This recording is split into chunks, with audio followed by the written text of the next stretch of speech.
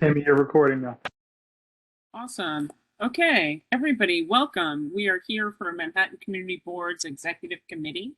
It is January 20th at 6:06 to call the meeting to order. I am Tammy Meltzer, Chair of Manhattan Community Board 1. We've got a pretty big agenda going ahead, so let's get rolling. We have some of our new board members here, so we're going to ask them to quickly make sure they're on camera and say hi. We'll start with, in no particular order, we're going to go Jess, Michelle, and Eric, who are the newest. Hi everyone, I'm Jess. I've met some of you not. You probably see me on some meetings for a few months now. I'm a lawyer. I live in Tribeca. I grew up in Battery Park, so I've been around the district for a long time, and I'm really happy to be here. I'm excited to work with all of you. Hi everyone, my name is Michelle. I'm on the Youth and Education and Quality of Life committees. I'm a public school teacher at Spruce Street in the Phi I teach first grade, and I'm really excited to get to know you all through more meetings and hopefully in person soon. Okay, hi. My name is Eric Yu. I actually joined in August, so thanks for having me. I live and work in the financial district, and I'm on the transportation and the parks committee. Thank you. Okay, and with that, we're excited to have them. We are looking for 3 new mentors for our new board members. So if you, as a committee chair or co-chair, would like to mentor, send me an email. That would be awesome. If not, you will be volunteer. All righty.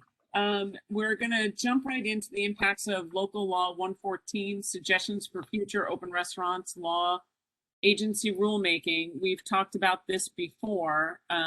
We have passed a resolution with lots of concerns about the future of open restaurants. We've had lots of discussions on the board. Each committee has done some work, so we are going to collate this and go over. Lucian, do you have the potential draft of the bullet points that we have to pull up? I do. I'm pulling that up now. Awesome, thank you. Just so you know, we're going to work also on that.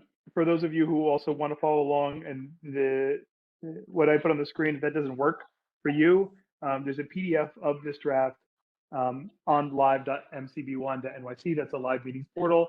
There's always a link that says draft resolutions here. If you click on that link, you'll be taken to where you can find that PDF. Perfect.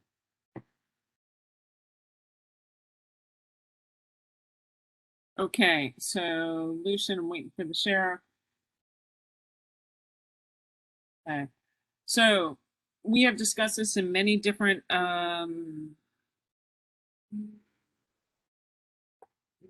meetings. Let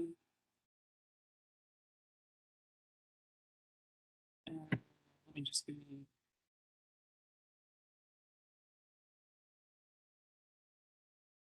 Okay, so we've got a couple of people still getting moved over. Just give me a second.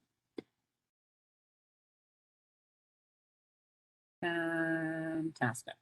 Okay, so this is up for discussion. If you've got questions, if you've got things that you see that are missing, things that you discussed in committee, please unmute, raise a hand, do what you need to do, because we'd like to get everybody on board and everybody to be able to inclusion. Remember, this is supposed to be positive affirmations for things that we want. So, PDF myself, so I have it. Tammy or Lucian, it's Alice. Hi there, everybody. I'm afraid I'd love to see the PDF of this, but I'm not sure I understand the process of how to get there that you mentioned. Is it? You want me to drop a link into the chat for the Google? That'd be grand. Thank you. There you go. Thanks. There you go.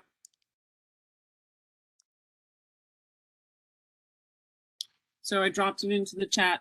Everyone should be able to see that. I don't mean to be a pill, but it would be great to get these things before the meeting, if possible ever. Thanks. This was part of the stuff that's gone on and reviewed by each committee and executive from all the feedback that they've given. So this is just a compilation of what we've already heard. I think that there are only one or two things that have come in more recently, where we were talking about clearpath and notes that Betty had given us recently on the definitions of clearpath that are city definitions versus the rest of the world, I should say. Betty, is that, where is Betty? There she is. Okay, good. So take a look at that, because we do want to include that to redefine what clearpath is, to include open restaurants. There's no reason why we don't put it in here as well. So for those, Lucian, can you go down to the therefore be it resolved? Because this is really what we're talking about. And this is, if you can make it full screen so everybody can see it a little bit larger. I myself need glasses, so. Or take it from 100% view to, there you go. That's better. Okay, so this is the work that's been done in each individual committee, looking at positive affirmations to go to DOT for the rules that we would like to see going into the open restaurants, because Lower Manhattan is different than the entire rest of the city in terms of our historic street grid and the needs that we have. So here we go.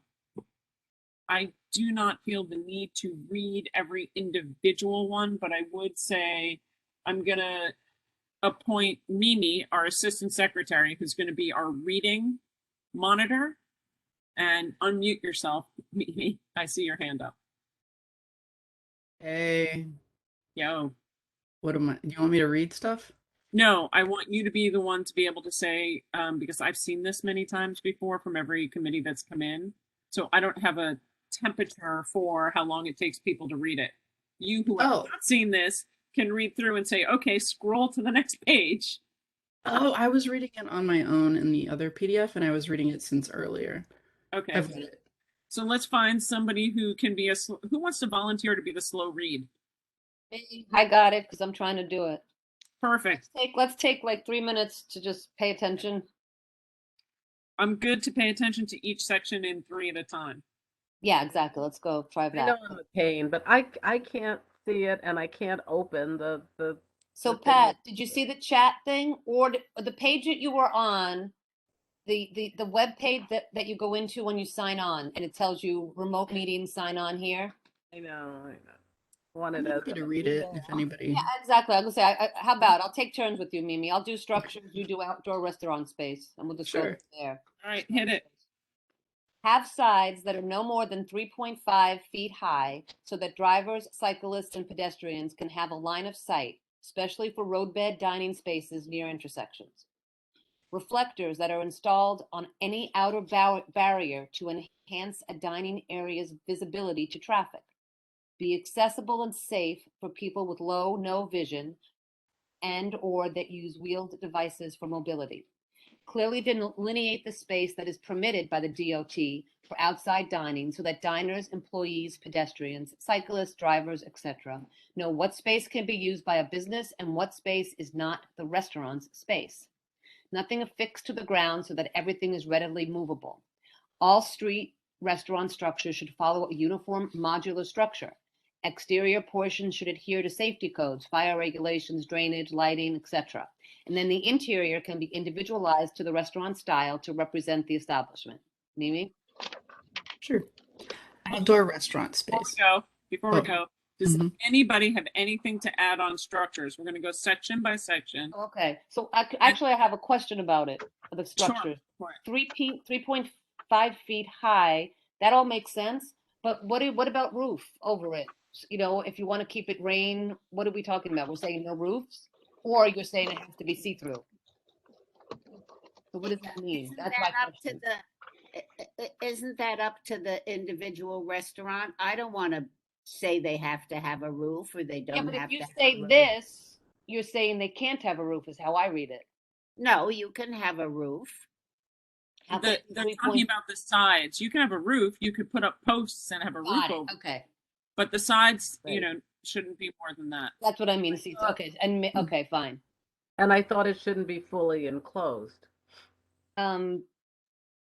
At any outer barrier, it doesn't say fully enclosed or not fully enclosed. But I So- thought it wasn't supposed to be fully enclosed, so shouldn't we say Should it that? say that it so? should- Yeah, Okay, so let's go ahead and and maybe add that. and- Excuse me, but if the walls are only 3.5 feet high, you probably don't want a box with a ceiling of 3.5 feet. So you don't really need to say that they're not fully enclosed.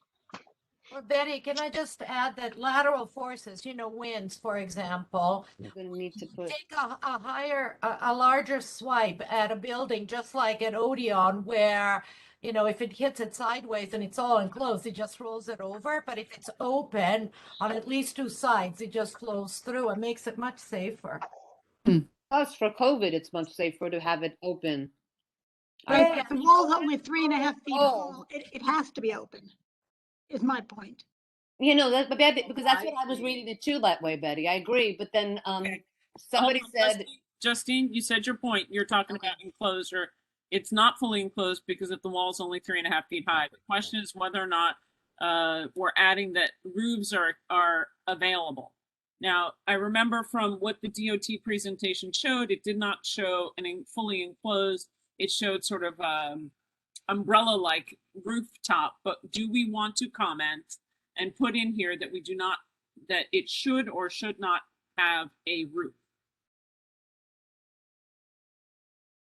But Betty's right. If it is only 3.5 feet tall, then it's How are you gonna? supposed to have a Okay. roof. Like it could be like a gazebo where it has a top to it, even though the walls, how That's gazebos are. my question. Column My to question put- is, so look at Tamarind that has these, or one of the other places that has clear pods. yeah, Are we saying that that's not acceptable? I just want to, I don't mind clear pods, but, what do we, that's not COVID safe, but We could say that the sides that are non-opaque, not see-through, should be no more than 3.5 feet, right? A pod is fully see-through.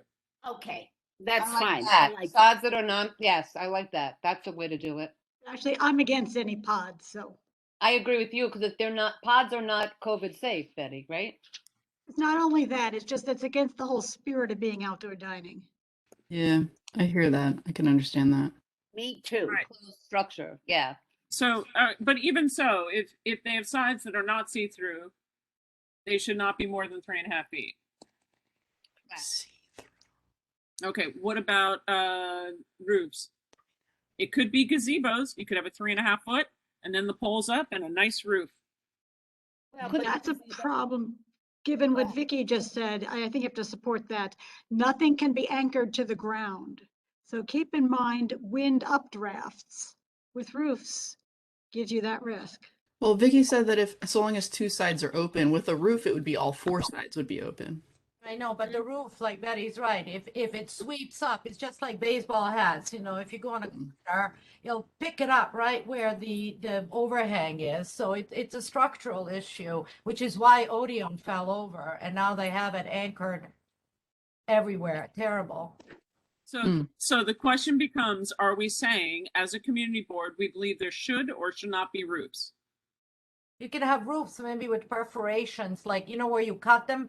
So the wind, just like little flaps, you cut them like fish scales. There are lots of ways to do it. Where if the wind does come up, it doesn't lift it and then start going down the street. How does that address, not challenging, questioning, how does that address rain, snow? Well, wait a minute. The real question is this outdoor open space, as Betty just said? It is outdoor open space.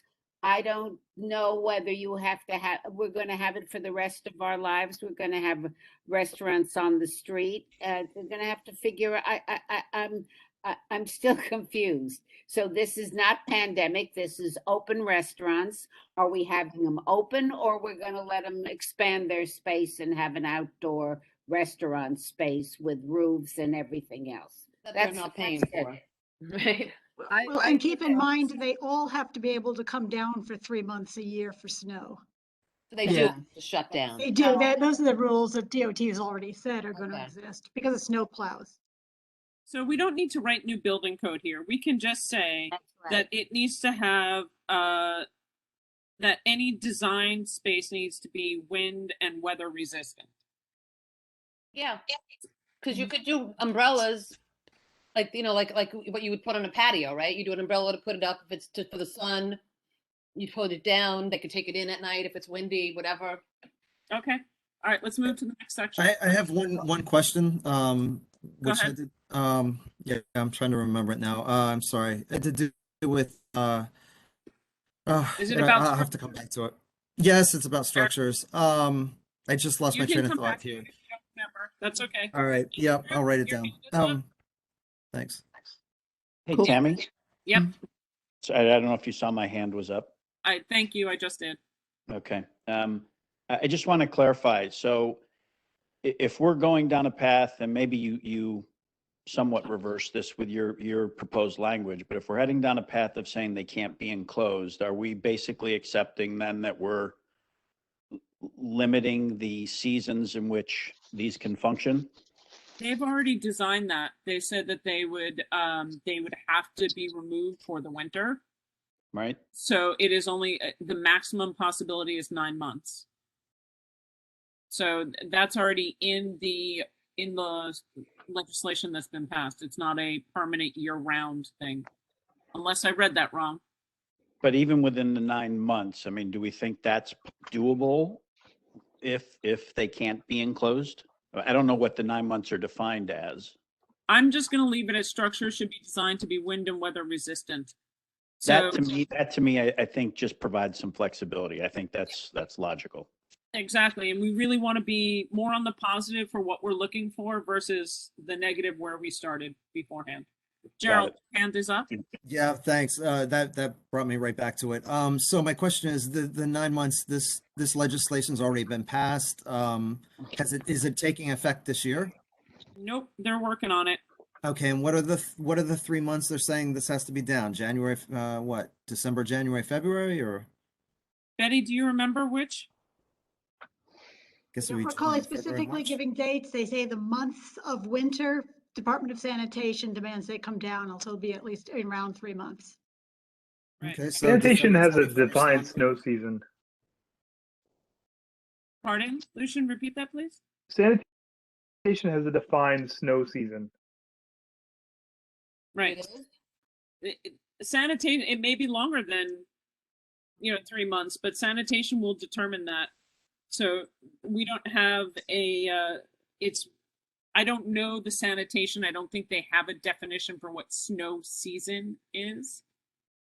Right. And potentially that could change year to year with climate change as we look ahead. So who knows? Does that answer your question, Gerald? Yeah, thank you. It does. But that's flexible enough. So Yep. Yeah. Eric, I'm coming back to you because if you remember. Yeah, hi. I'm worried about the safety in terms of what's to stop in case a car rams into the structure. I mean, if the speed limit is 5 miles per hour, then the risk. I mean, there is still risk, but on some streets with these these outdoor structures, if a car careens into it, just like has happened during COVID, people will die. So I worry about that. If this is going to become a permanent thing for 9 months out of the year. Wait till you get down to enforcement, and things like that. I hear what you're saying, but that'll have to go with enforcement and other things. All right, let's. I'll put it to you this way: the law is passed, so we're working with the positive affirmations for what we want to see. It's not like we get to say at this point, we absolutely don't want any of it, get rid of it because it's here. So let's move to open restaurant space. Mimi? Sure. and you roll up. Yeah, there you go. Well, I have it. So qualifying restaurant should have indoor first floor sit down restaurant service. Outdoor dining seating should not exceed 25% of the indoor seating to prevent ghost kitchens from crowding out retail uses that were intended by zoning. Establishments should not use garbage bags, traffic cones, or any other obstructions to block off additional street space outside of what they are permitted for their open dining structure. Sidewalk and roadbed space for outdoor dining should be directly in front of the restaurant's indoor space, with use of the space next to the corner restaurant only if the frontage sidewalk does not qualify for use. All restaurant structures, example given, tables and all chairs when occupied, promotional signs, etc., and activities, e.g., lines, wait staff activities, etc., must be fully within the space licensed from the DOT for open dining. Restaurants on streets with narrow and or crowded sidewalks and narrow roadbeds should only be allowed space on the sidewalk or street depending on where it will create fewer problems for the movement of people. Roadbed space, sometimes known as a parking lane, should be considered for other uses to maximize the public good and community needs before it is licensed to private businesses for outdoor dining or any other purpose. Roadbed space should only operate mid-March through Thanksgiving. Licensed agreement space should only be for 1 year at a time so that renewals can be denied for excessive complaints or rule breaking, or to repurpose the space for other uses that benefit the public good. Annual permits, licenses for sidewalk and or roadbed outdoor dining space should be at least 50% of the restaurant's per square foot indoor rent per month of operation to de-incentivize landlords from including permissible outdoor frontage area value from being bundled into the rent. Any space permitted for outdoor dining should be completely cleared and restored to the public within 30 days of disuse or non-payment. Deposits should be collected and used by the DOT for this task if the permit holder fails to complete. Food carts should be placed on the roadbed and allow clear paths for pedestrians, but carts that had a regular location before 2019 should have priority over restaurants applying for outdoor dining if both businesses should apply for the same sidewalk or street space. Sorry about that. Yeah. Not on historic sidewalks with weight restrictions due to distinctive materials such as bluestone or granite or due to subsurface faults. Okay. So we cleaned up the one about the food carts because the concern has been raised that you have locations all across the city that have food carts outside of commercial spaces. And if commercial spaces are going to change from, for argument's sake, let's just say from a clothing store where there is where there's a food cart outside, let's say if Century 21 was still there and there was a food cart around the corner there, we wouldn't want the restaurant to kick the food cart out and set up a competitive bidding war basically for the sidewalks. That's where that came from. Lucian put a note in there today about Department of Sanitation, no issues plowing around the structures. Lucian, what is that? I asked our superintendent of District 1 at our district service cabinet, and I said, tell me about your experiences, the plowing around the open restaurant structures. And he was, pretty like, yeah, it's fine. So I just want to report that out as being the experience in Lower Manhattan. But I just want to have that note in there. The other note is about the food carts. I would recommend just striking the highlighted part of that first one because there's a large amount of legislation that was recently passed governing food carts. And I think that probably would just open up CV1 to more kind of strife because pushing the food cart into the curb lane may be seen as a negative thing. However, the second part is very much a positive protection of food carts. And I think that in itself is within the scope of this set of rulemaking. I have no issues with that. Let's go by hands that are raised. We'll start, I see hands up on the feature. We'll go Andrew, Susan Cole, Mimi, and then Justine. I see you raising your hand. So question, if I understood this correctly, 25% is defined as a head count, is that correct? Like if the restaurant can accommodate 100 people, the outdoor space has to max out at 25 people? Yes. Is there anything that defines how much space they can physically take up? No, not yet. But there is a code section that tells you exactly how many people can occupy a maximum of, whether they're standing or sitting or eating or all that stuff. So you can just refer to the code if you want. So if a restaurant has indoor capacity of 100 and outdoor capacity of, and they have to max out at 25, there's code that will limit how large a structure they can put outdoors to accommodate those 25 people?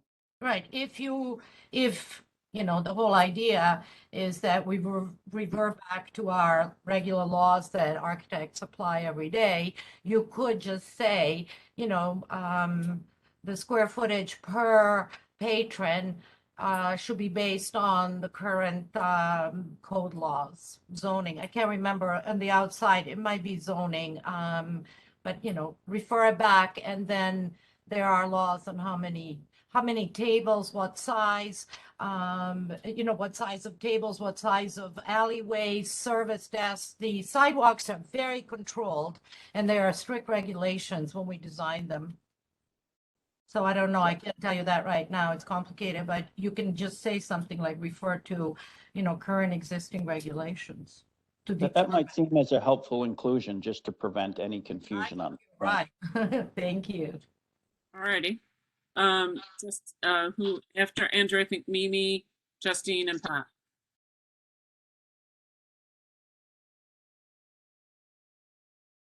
Did Andrew already go and y'all are waiting for me? Or Yep. okay. Yep. All right. So I have a question about these aren't numbered, but the one that says roadbed space, sometimes known as a parking lane, should be considered for other uses to maximize the public good and community needs before it is licensed. What kinds of other uses, is that in the law that other uses are an option? It's not precluded.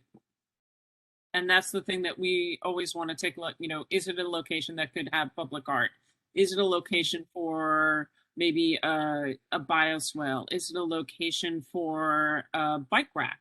You know, is it a location for anything that would be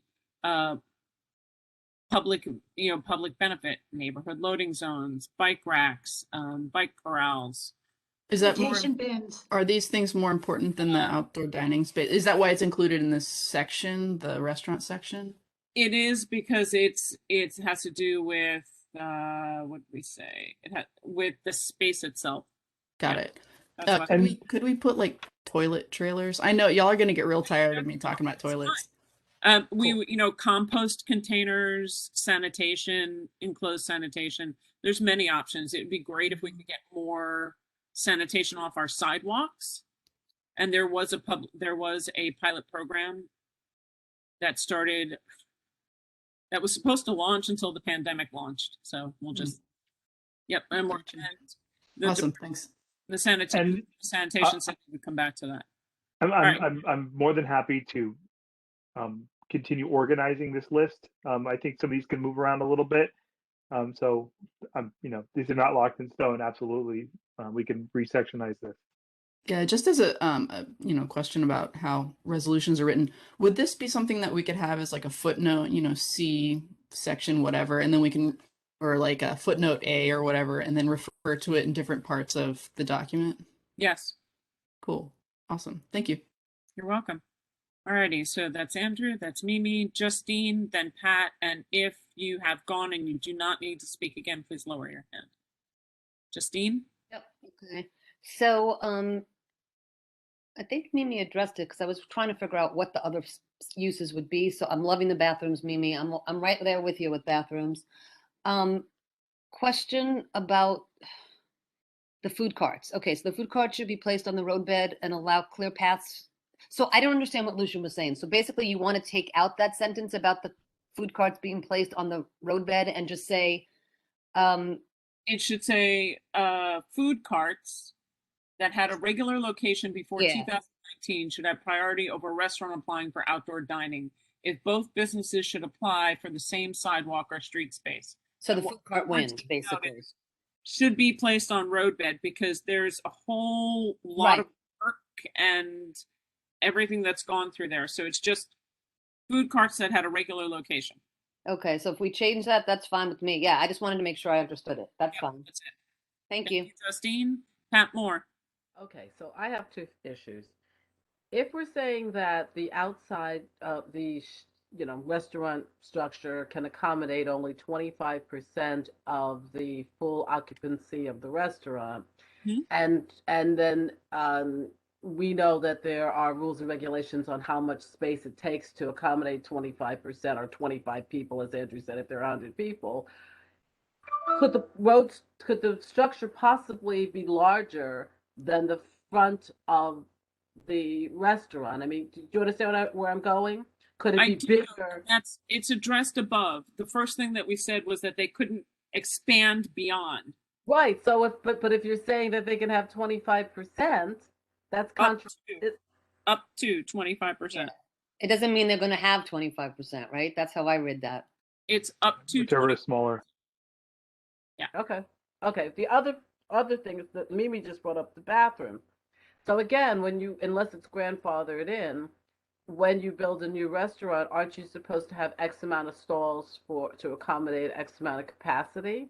So if you're now increasing your capacity, to an additional up to 25%, how do you then increase your bathroom? Actually, that should be a requirement that actually limits the amount, based on bathrooms. That's a great point that I don't think we've actually touched anywhere. Is that if you only have a restaurant that has enough whatever the code is for bathrooms, and I don't know, Vicky? Yeah, there's an occupancy rate, and then you use that formula in the code that dictates, if you have 100 people, there's also 50 men, 50 women, and if you have 125, then you base it on that formula in the code. Well, I mean, I hope it's more women than men. I think No, what happens is that the reason there's always lines is because they'll tell you that you have, as many urinals as you have stalls, but women only use stalls. And that's why men eventually end up having double because they have urinals and, we don't. All right, well, that's something that for another time. But again, we have it in our quality of life part. It's already in this document. It's in the quality of life section already. I actually think that should get moved up to here where we're talking about space, and that it should be delineated so that it falls within the code, right? Because that's really important. You want enough bathrooms.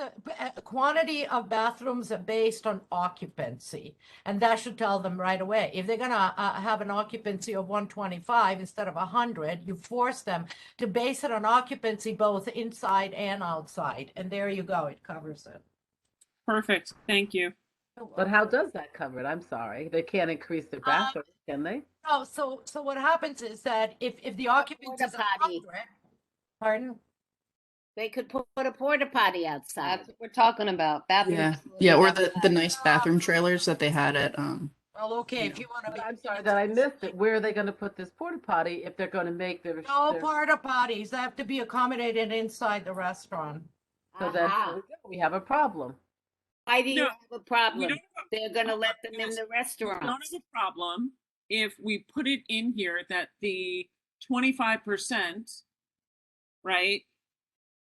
Additional seating goes by the does not exceed the occupancy. What Vicky can word it for me. The occupancy limits for the facilities, the bathroom facilities. But you see, what you're saying is that they know how much occupancy they have inside. That is how many baths. I mean, believe me, they probably never put in It's more a bathrooms. range, Pat. It's a range, right? So it's not as if, you have 100 seats and the bathrooms are only for 100 seats. The bathrooms fit a range of occupancy. So if they're underbuilt to the bathroom occupancy, they can have enough seating outside to Right. support the bathrooms that they have. Okay. Because it's like when you build when they build any kind of restaurant, they build for their maximum occupancy indoors. Right. Mhm. The Right. seating is normally less than that. And if they exceed it, well, excuse me, that's too bad. They have to build a bathroom.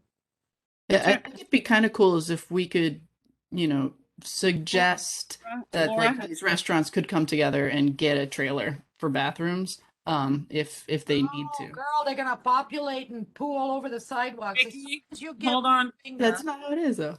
they take the whole hand. Well, yes, it is. Laura is next. She's got her hand up. Laura Starr, I see your hand. Hi, sorry. I have a question not about the bathrooms. Are we still done with the bathroom? We're still doing Okay. bathrooms? There was something earlier in the document about like the modular, the outdoor dining being modular. It says Early in the document. I don't agree that they should be that they have to be modular. I think having you want just uniform structure? You want the word modular to be removed? Well, I don't think it should be uniform. I think I love all the different styles, so I don't agree with the uniform thing. Well, that's part and parcel to some of the problems that we have right now. And DOT did say that they were going to make it uniform. That's actually in their legislature. That there is some level of personalization that you can do, but they would have a basic framework of guidelines for structure. If you don't like the word modular because it has an architecture point to it, in terms of like modular build out, I could see that being a well, the way I read it, it sounded like there was going to be a standard kind of cubicle size, like a cubicle module that was uniform, and then you could like paint it red or something. But I don't know why it has to be so prescribed. Betty may remember from the legislation, but they do say that they are making a uniform guidelines so that it will not be so disparate between all the different ones. But uniform guidelines is different than like a uniform modular requirement. Betty, do you remember what the exact verbiage was? No, it was not that prescriptive, but I was going to ask, perhaps Vicky knows the answer to this. I noticed recently that the AIA is having a competition through the end of January to get together with coming up with plans for outdoor dining.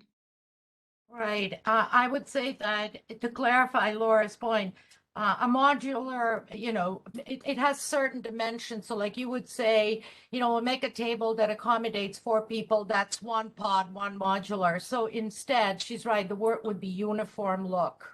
No, but I don't agree with uniform look. I know you don't. That's not the issue. The issue is the language. I agree that modular has a different connotation than uniform in terms of design. Now, whether you like it to be uniform or random, that's a separate issue. But we disagree, so we'd have to take a vote on that, for example. Right. I did take out the word modular because I do understand the connotation. Right. You understand, right? Yeah, I do understand that. We can, Laura, do you have anything else in terms of restaurant space? No, I mean, I agree with, no, I've been following the conversation. Okay. So I mean, what do you mean uniform structure? Like exterior how about uniform guidelines or something? Like uniform, do you really want to walk around town and see every structure to be similar, like identical? Uniform means like the same. We do, Laura, because we already have difference in architecture. So how much more difference can we have? I don't know. I love the variety. I think it's really vibrant. So I don't agree with that word in there. Okay, well, that's something that I would ask Tammy and the whole thing to take a vote if that's where you're going, Tammy. I mean, are you saying a Mexican restaurant should look like a French restaurant? Should look Absolutely on the street, yes, because streets We're dominate. talking about the ridiculous. outdoor space, not the Laura, indoor space. we're not talking about the interior, which or what they have. We're talking about the structure, a uniform structure, so that the corners all look. You can decorate it any way you want, but the physicality that adheres to safety codes and fire regulations and drainage and lighting needs to be consistent. I agree, but there's a huge difference. Look, every building in New York has to adhere to the building code. That doesn't mean all the buildings have to look alike. Sorry, I'm just going to chime in. Laura, you're absolutely right. I couldn't agree with you 100%. But anyway, we'll work for what that's worth. So then the question becomes, is it uniform guidelines? Yes, uniform. Well, the guidelines are the guidelines, right? Well, but Laura, if you Isn't that the whole point? Is that this is like a sort of a building code for these structures. So whatever the guidelines are, they have to follow them. But that doesn't mean that they all have to go to the restaurant version of IKEA and buy a cubicle, and it all has to be like modular and look alike. He does. Okay, I hear where you're going. I've heard Alice. Gerald has his hand up. He's next on this. Just one thing about going back to structure with there's something here not affixed to the ground so that everything is readily movable. Or what about structures that are, affixed to buildings? I mean, this came up in meetings too, where we have historic structures and historic buildings, and suddenly we're affixing roofs. They are not supposed to be affixed to the buildings in any way. Do we need to add that in here as well? Not affixed to the ground or the buildings and yeah, I don't know. No, okay. I don't believe so, based on the legislation, because the legislation was very clearly separated. The question really now is for hearing what we've heard is whether or not we change the word structure to guidelines. Yes. Should follow. Well, but guidelines will tell you what the structure will look like. We're semantics here. No, it's not semantics. Why don't we just say that the structure should follow, should adhere to safety codes, uniform guidelines for the structure. It's a uniform guideline. You should follow a uniform guideline. That's fine. All street restaurant structures should follow a uniform guideline. I think that takes care of everybody in there. Because it is the structure, and whatever DOT says is the way it's going to go. That's right. It's not going to be. That seems to split the difference pretty well. Okay, awesome. And what about things like the local laws for sustainability and emissions and all that? I mean, so many of these places are sticking in, heating and cooling and whatever. We all agree with you, Gerald, but DOT's going to have to stand up and deal with it, or we're going to have to complain. I mean, that's really, I think, the only two issues that are confronting us. Well, am I correct, Tammy? I can add to that, Susan. There are very strict guidelines that have been developed over decades that define what a temporary structure is versus a permanent. Temporary is not zoning floor area, and we're not giving them zoning floor area because they don't own public sidewalks and streets. So if you have heating and cooling and you're enclosed, that is considered a permanent structure and part of zoning, and that should not be allowed. We should not be rewriting the laws. That's right.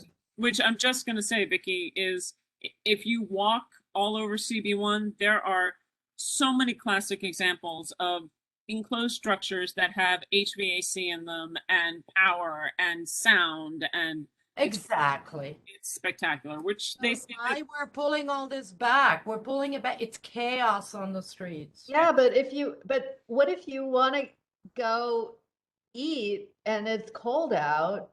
Like, are you saying that there shouldn't be heaters? Yes. But the whole point is to be able There's to. heaters that are safe, Laura. There are hundreds of years now of zoning and code.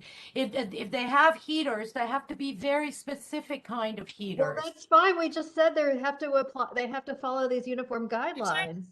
All right, stop. Why don't you just say heaters and HVAC or something? Don't, because Laura. HVAC is permanent. Don't make me mute you both. We don't have to put that in there. It's already guidelined in. We don't need to worry about I'm that. done. I'm going back to mute. Goodbye. Bye. We don't need to say anything about heaters in here. They're going to do their guidelines and they're going to take care of that. So it's got to follow building code, whatever it is, it is. Exactly. If they allow gas heaters and decide to do that, that is a conversation that's being had right now at all over the media. We don't need to opine and argue about that at the moment. Okay, clearpath. Mimi, you're on for clearpath. All right, let me, oops. Yep, there you go. Got that open restaurants up. Clear path requirements. Clear path for pedestrians must be greater of 8 feet or 70% of the sidewalk width and be smooth, no cobbles, etc. Level, not slanted or include curb cuts, and not include any obstructions, signs, bus stops, food carts, or their customer lines, etc. Painted sidewalk extensions should not be included as part of the sidewalk's width, especially towards the clear path described above. Any sidewalk width that resulted from zoning agreement, such as building setback, done in exchange for more building bulk, should not included in sidewalk width that could be occupied by a private business, including restaurant seating or its clear path requirement. I'm sorry. That one's a hard one to read. Yes. At least a portion of the clear path should not be solid versus should be solid versus contain any sort of grading, as porous metallic surfaces are not appropriate for wheel devices or footwear. Okay, so there's a difference on the DOT guidance on clearpath for New York City's outdoor permanent dining, right?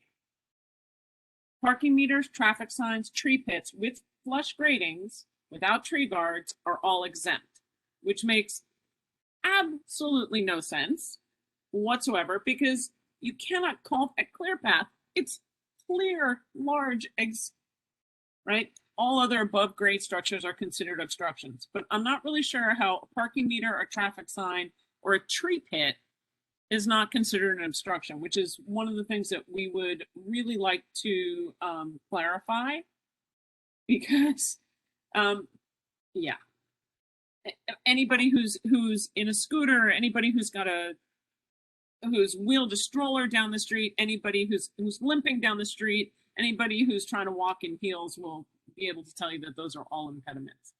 Betty, take it away.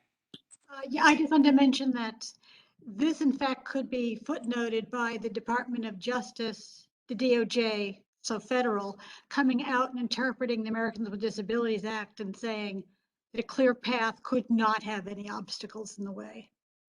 I absolutely think that should be in there. Thank you very much. Yes.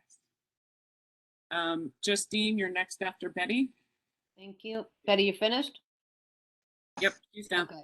Question is, I don't understand the part about the building setback. I'm sorry, I'm so dense. So a building has been given extra height because they've done a setback, right? They've gotten public, they've gotten approval to go this way because they've given the public more space in front. Why are we then giving that back to the building for them to sell? That makes sense. And Well, go ahead. Betty, this comes from the official description of ClearPath. What I was talking about, what Justine's talking about. This portion here, this portion here. Oh, that was my question. Yeah, I just didn't understand it. I'm not challenging it. My read of this is that if the building is set back, that setback area should not count towards the clear path criteria that is above here, because that setback area could that area could become a planter, or that area because it's not public sidewalk. That's what I'm seeing there. Either way, we don't want it included. Right, Just add to it. because you want to keep it as public space. And if you put it into, okay, and that's what we're saying, right? And Lucian, you're not saying something different, are you? No, I'm saying, yeah, I mean, more so for the clear path requirement that you say, oh, look at the setback, but clearly the setback could be repurposed and then thus eliminate the clear path. Got it. And it's a setback, so we'll leave it alone. Okay. And then what Betty was saying about the surface, I think that makes total sense. It's insanity. Yeah, but I don't know if this is going to be contemplated in the rulemaking, because currently, private businesses that do, and we've seen this, that do set up like cafe-esque things within their setback area have not been come under enforcement by DOT in the present form, or under the Department of Consumer Affairs when this was previously a sidewalk cafe program. So, this is something that's kind of bedeviled the community board forever. Exactly. All right. Ma'am, Tammy, just one second to help on this. Yeah. Hold on. I asked for hands up first, so I know you jumped, but let's see if there are any hands up. No, go ahead. Okay. Seeing no hands, Miss Cameron. I'm looking at a sidewalk permit that my owner just did on Park Avenue South and 30th. And it says here, 8-foot minimum sidewalk clearance. It says minimum 9 feet at the intersection clearance, especially where we have the curbs for ADA. And then it says on the corner, 5-foot minimum radius for a garbage can and 5-foot minimum radius for a pedestrian light that happens to be sitting on the sidewalk. So they are very careful about what they permit in terms of how much space the restaurant takes in relation to the 8-foot clear path and any obstructions, including a city garbage can, 5-foot minimum radius.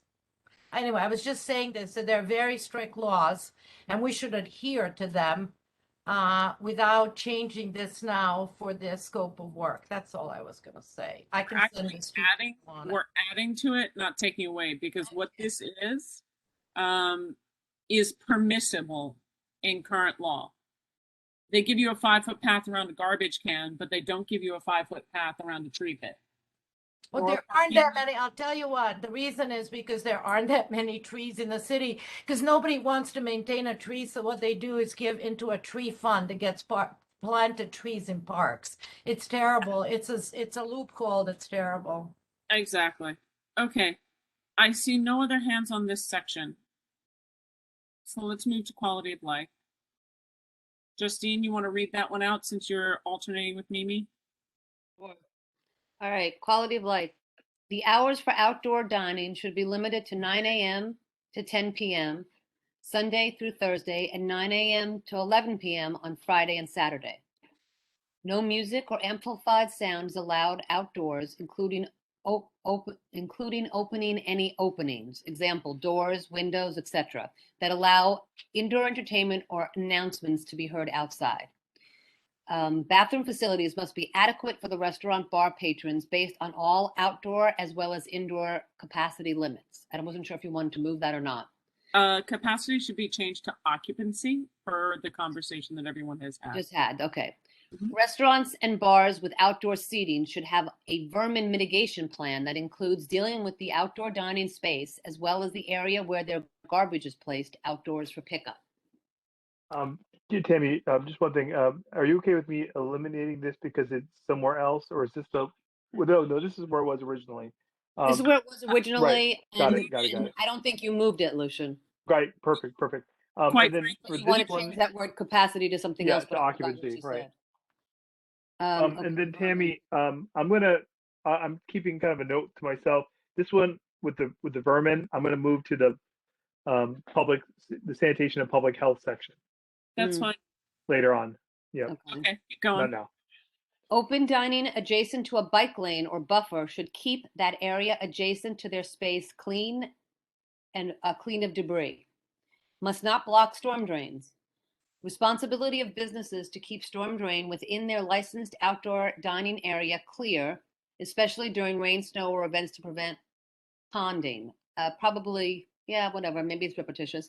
Plan for placement of trash so that it does not impede the pedestrian clear path adjacent to their licensed outdoor dining space or immediately next to it.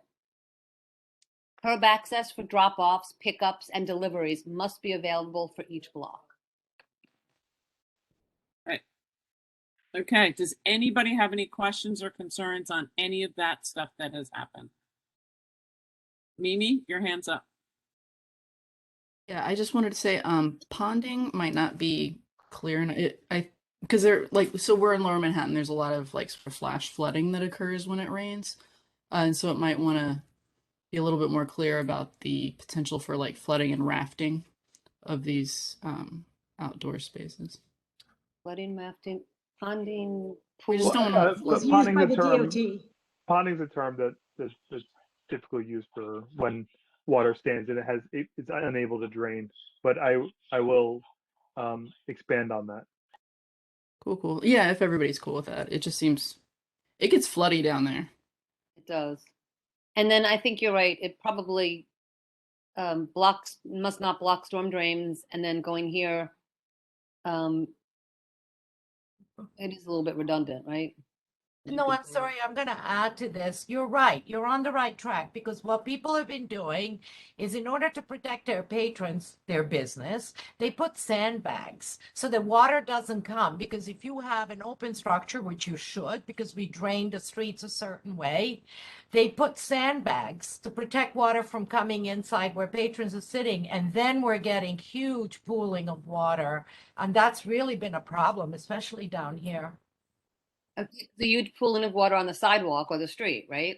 No, they pool on the street because like if the structure's on the street, right? And they put these sandbags, right? So as water comes, and they're like, oh, I don't want to get my feet wet, which is fine, but that's not, we have got to think big first. And then those ponds are all there, and then garbage comes in and mosquitoes, and oh my God, as you know already. So pooling of water by using, I don't know, you would have to say some, temporary measure such as sandbags is not permitted. And Mimi, if I just want to go back, pardon? We want to make it a positive. So instead of saying not permitted, what you want to say is no, not permitted. Listen, I do this. If we give a finger, everyone starts to interpret. And I just want to say one thing about Mimi's comment on bathrooms. If you had that common bathroom, they would spend all their time fighting as to who is going to pay for the maintenance. Trust me. Been okay, there, done that. Stop. I don't want to even get down that road. Where we want to stop and stay. We're not talking in front of God, Tammy. It's just us. Let's keep to the ponding. Let's keep to the ponding. That's where we are right now. And Gerald and then Andrew, and let's get to what we need for the verbiage in here about the ponding. Gerald and then Andrew. I apologize. Mine's not actually about the ponding. But it's a question about the music. What's the current laws regarding outdoor music for establishments with cafes? It's not permitted, right? I mean, but there's a new Greek restaurant downtown at Washington and help me out here, Pat. Anyway, they've installed outdoor music. It's just an outdoor space. It's not even a outdoor dining, And I mean, I ran into this uptown with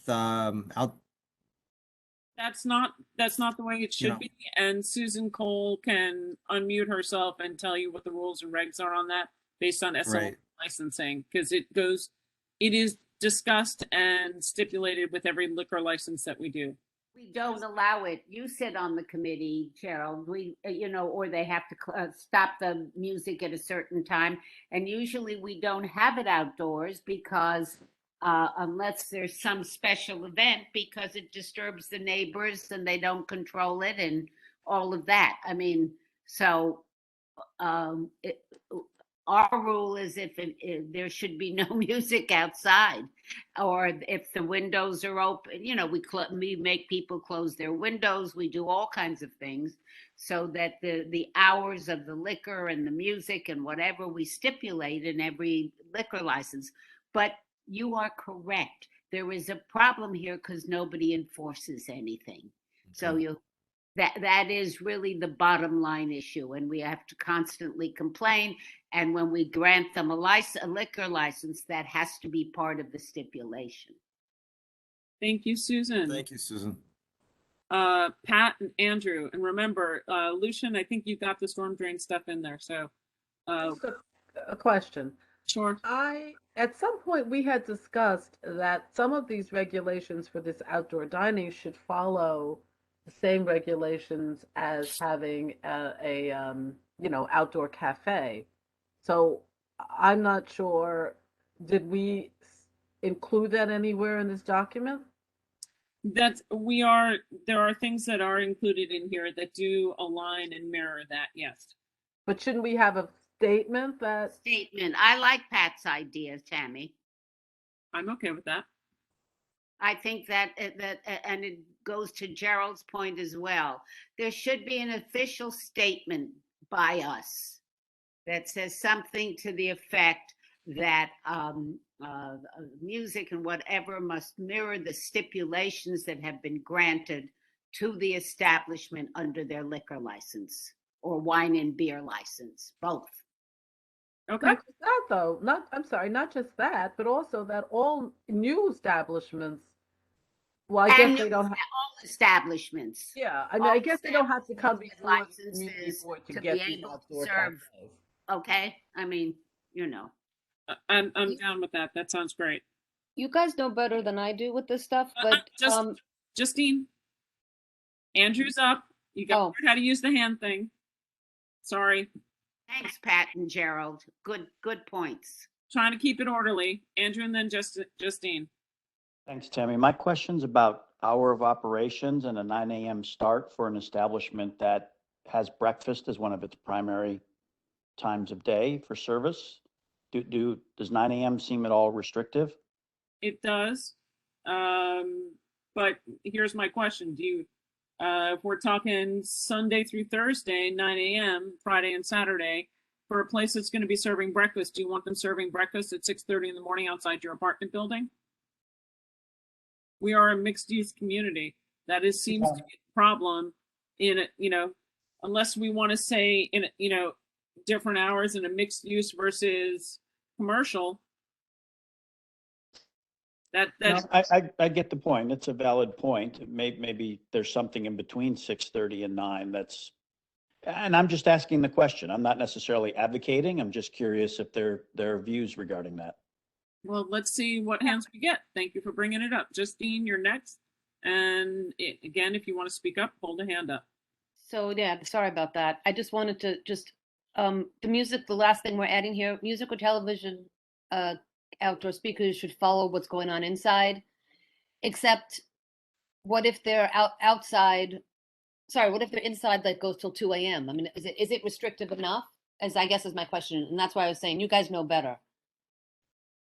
If what we're giving them inside, which I think I've sat in on some licensing meetings where, we say, okay, you're good to go inside and serve liquor till this time, but you got to close the windows and close the doors and, whatever. So I'm asking, I'm not.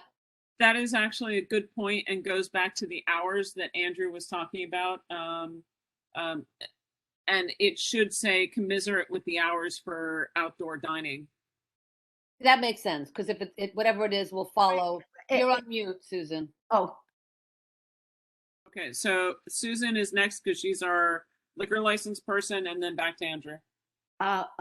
It should really be whatever is within their licensing. Andrew's point is well taken. Some people serve breakfast, but they don't serve liquor. All right. And so they open up and they have coffee and a croissant at 8 o'clock in the morning, but it should be commensurate with whatever has been given them in terms of their licensing, except, Justine, we close down the outdoor spaces for music and whatever. Those are part of our stipulations. I don't know what we're going to be allowed to do. It all seems so Wild West to me, but I think we just keep pushing at it. So I think we've got commiserate in there. So does that address, Andrew, your concerns? Yes. Awesome. All right. Anybody else for this section? Awesome. Let's move up to enforcement. That brings us to Mimi. Woo. We're getting there, peeps. This Alrighty. this is the second to last section. Cool. Enforcement. Oh, go ahead. Go for it. Go ahead. Alright. A DOT contact should be available to monitor complaints about rule breaking, could be made in real time during open restaurants hours +1 so that rule infractions and problems can be made and addressed as feasible. Multiple options for making and receiving complaints should include 311, but also DOT social media, the DOT website, and other potential options. Open restaurant permits should be posted online with boundaries and stipulations given. Cancellation or non-renewed licenses for street or sidewalk open restaurant space should be made public. Businesses with outdoor dining space should pay a deposit that the DOT can use to remove or clear any structures that have been abandoned or in unsafe condition or position. All structures should be removable with 30-day notice. Okay. Lucian, can you slide up on the share screen? You're stuck. Oh, there you go. All right. There you go. All right. And then the bottom one is just outdoor dining, including vermin and trash immediate area in a restaurant's rating grade. So we'll do all of that together. Hands up. I see Susan. You're first.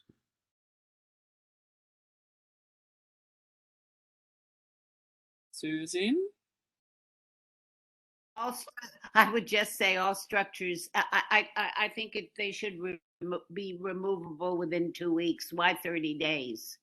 I think they should be gotten rid of their eyesores or whatever, but I'm not wedded to that. But music or television that is carried over outdoor speakers or live performances should be in accordance with, not voluntary, with the stipulations that the establishment created in concert with the local community. Forget voluntary. Okay, gotcha. All righty. Does anybody else have anything else with this? Okay, this is awesome. This is all of it, and that is everything that's in the therefore be it resolved. This is the culmination of every committee taking a look at this, every committee coming together, and a wish list for what we'd like to see. I appreciate, oops, Alice, go for it before I call the question, go. And I just wanted to make a couple of points.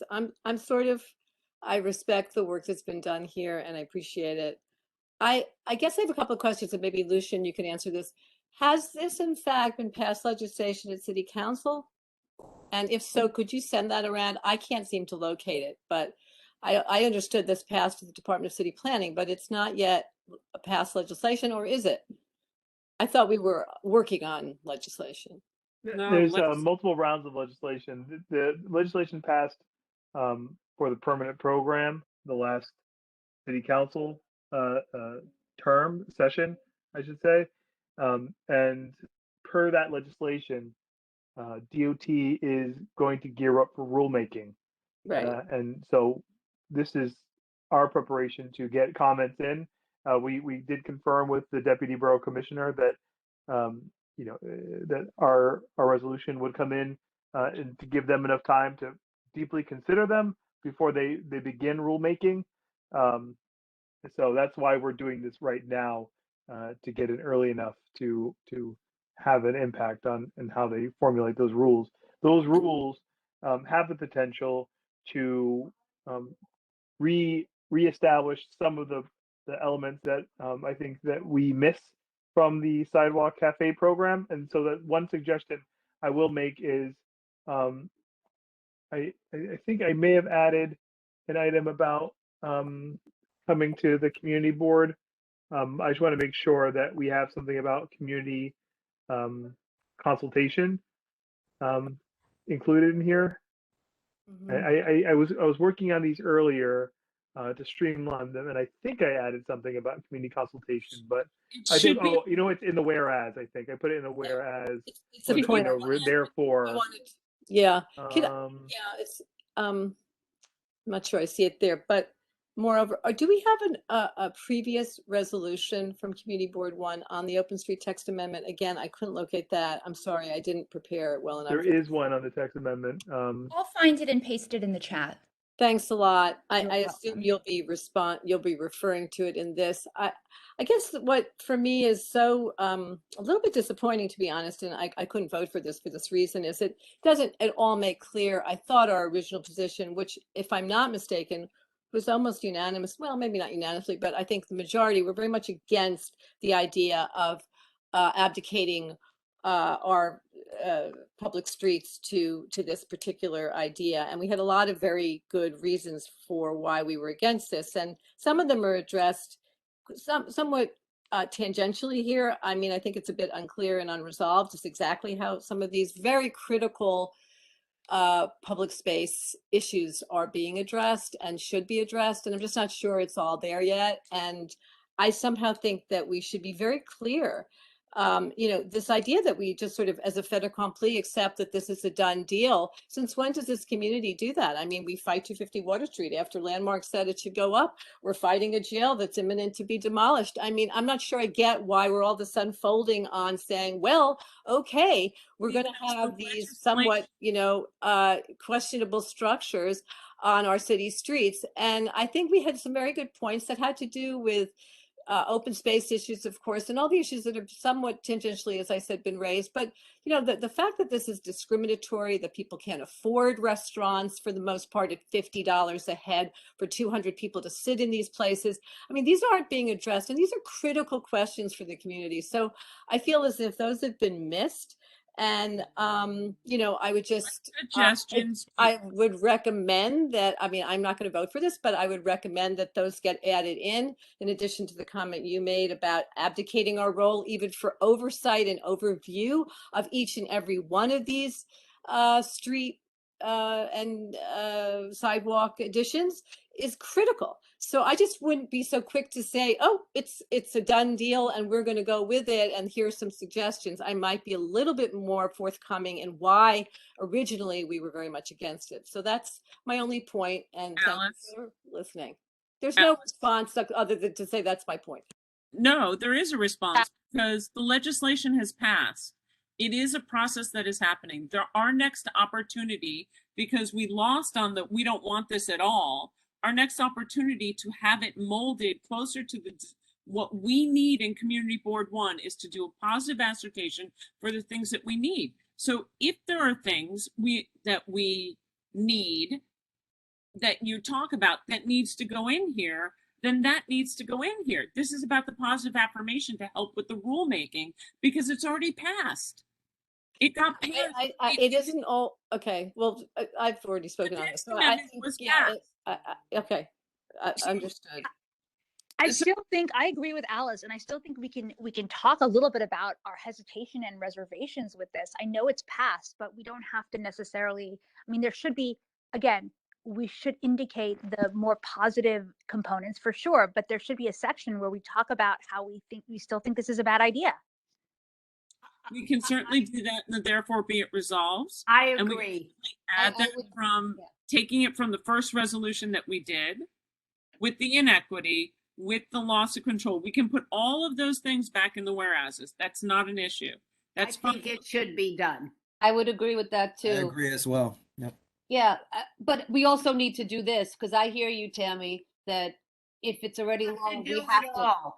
we have to do it. There's no way out. You're right, but I think Alice's point Yeah, reiterate that we were never for this, that we we are don't like trying it, to but get blah, yeah, blah, blah. blah, blah, blah. So yeah, that works. I think that makes sense. It's gonna be a long resolution, but that makes a lot of sense. I have no issues with that whatsoever. Thank you. And it's not like Alice, we're giving up, but the text amendment passed. It did pass. I mean, that kind of logic just doesn't work in advocacy. You cannot abdicate the community's position because a law passed. I mean, that the law hasn't, the regulations are as Lucian just confirmed, have not yet been identified. So it's our time to. That's what Okay. I'm saying. That's what we're working towards. So if All we're right. missing, I would be a lot stronger in this resolution against some of the extraordinary things that are happening here in terms of, you know, I mean, we're taking out zoning from Department of City Planning. That's a done deal. I agree. But beyond that, there are so many things that we discussed that were just unbelievable infractions. And I think we're getting lost in the weeds of things that frankly, most of us don't know much about. With sort of specifics when the general is something that I think we really need to address. So anyway, I think everybody's heard this, feeling very strongly about it. I know I brought it to the committee board's attention early on, and I appreciate the exchange. Thanks. How do you want to address it in this resolution? That's really what we need to do. It's going to take a lot more work than this night would have. But I think the general point is what I've made, which is I would confirm everything that was in our original resolution, of course, attach it, link it, I don't remember. And I would be dealing with all of the public-private space concerns that we had and, you know, all the concerns we talked about. You know, you have one line about the roadbeds potentially being used for everything from immigrants having a truck, you know, an unbelievable critical need to green infrastructure needs. I mean, these are critical points. This isn't like a one-liner in the resolution. So I would, reconsider the way it's written to put those things up front. But I don't want to reinvent the wheel here. It's fine, and that's okay. I've been working on it for 3 months. It's very frustrating because it came from every single solitary committee, all the points that we got here to go forward. If there's a point that is not as fully fleshed as you'd like it to be, that asks and demands for, including that one line, then that's what this is for.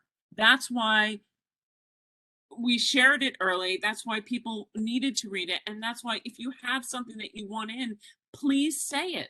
Please don't dismiss all of the work. Was this passed around? Was this given to everybody before the meeting? We talked about it in executive. I didn't see this resolution before tonight, so I apologize. My apologies. I mean, we've had discussions, but I never saw the complete compilation.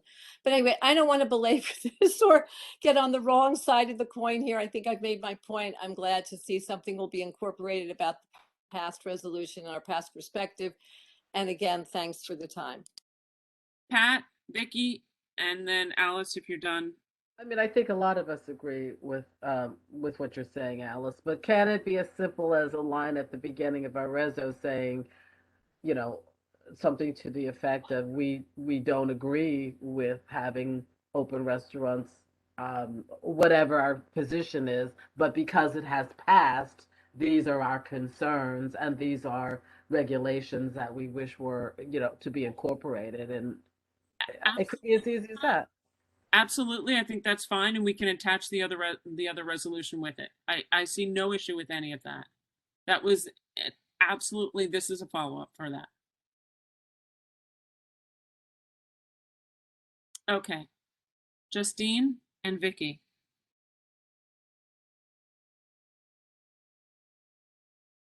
Justine. Sorry, I was on mute and talking.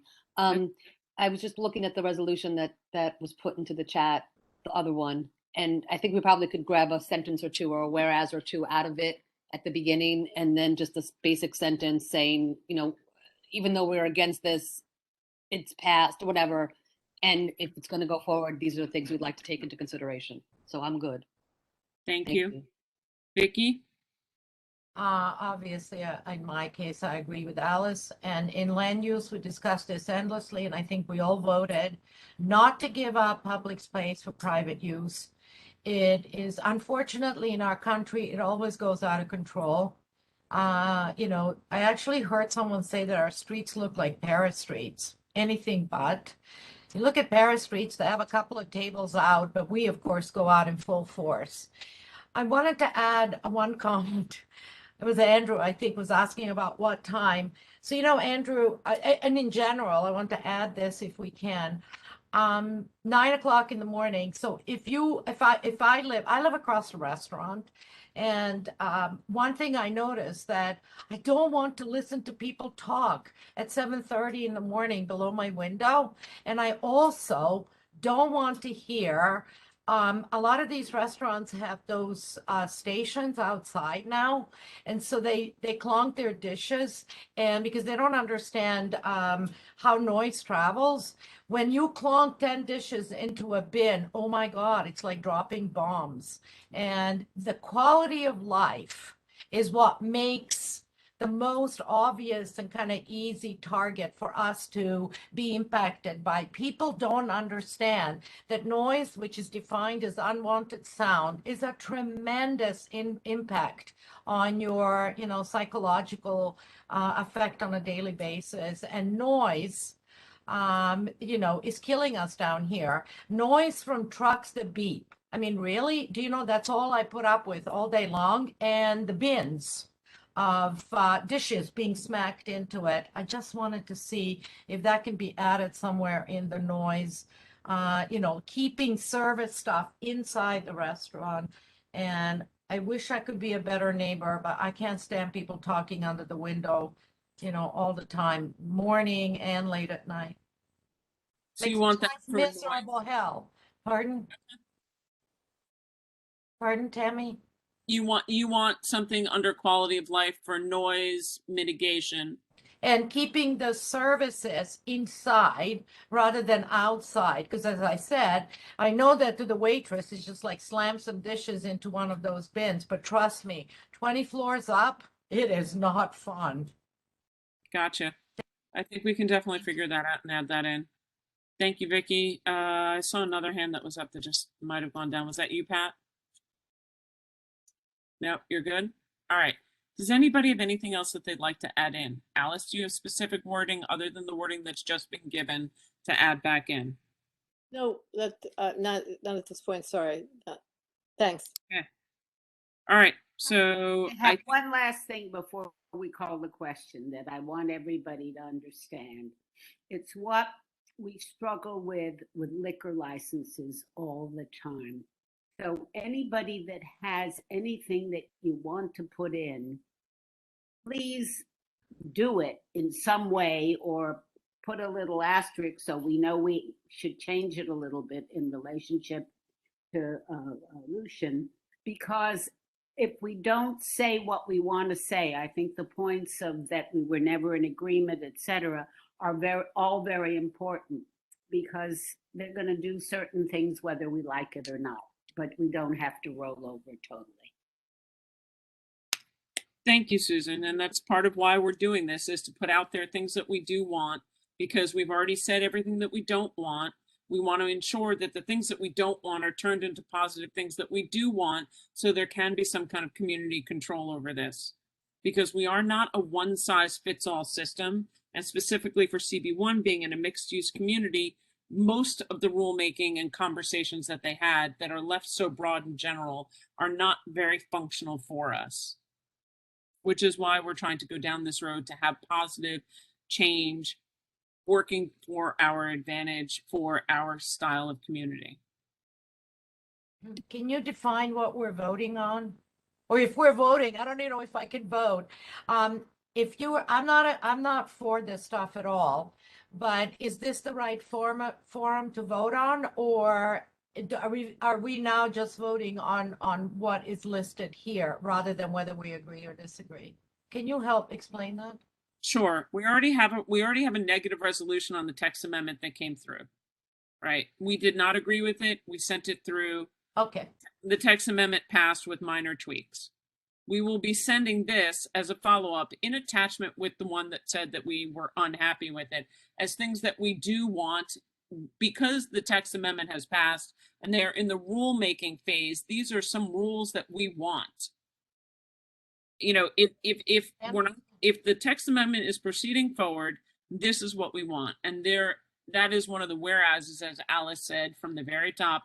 We don't agree with this, but if this is happening, this is what we want. Ah, great strategy. Thank you, Tammy, for helping. Okay. You're welcome. It's like a liquor license. If you say nothing, then you get nothing. And with that, seeing no other hands, I'm going to call the question. Do I have a second?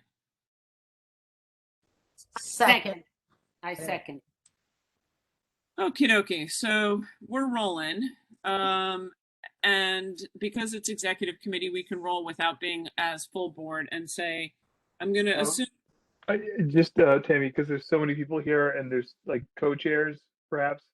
I'm just if it's okay, I could just roll through the name Please for a roll call. Yeah, thank you.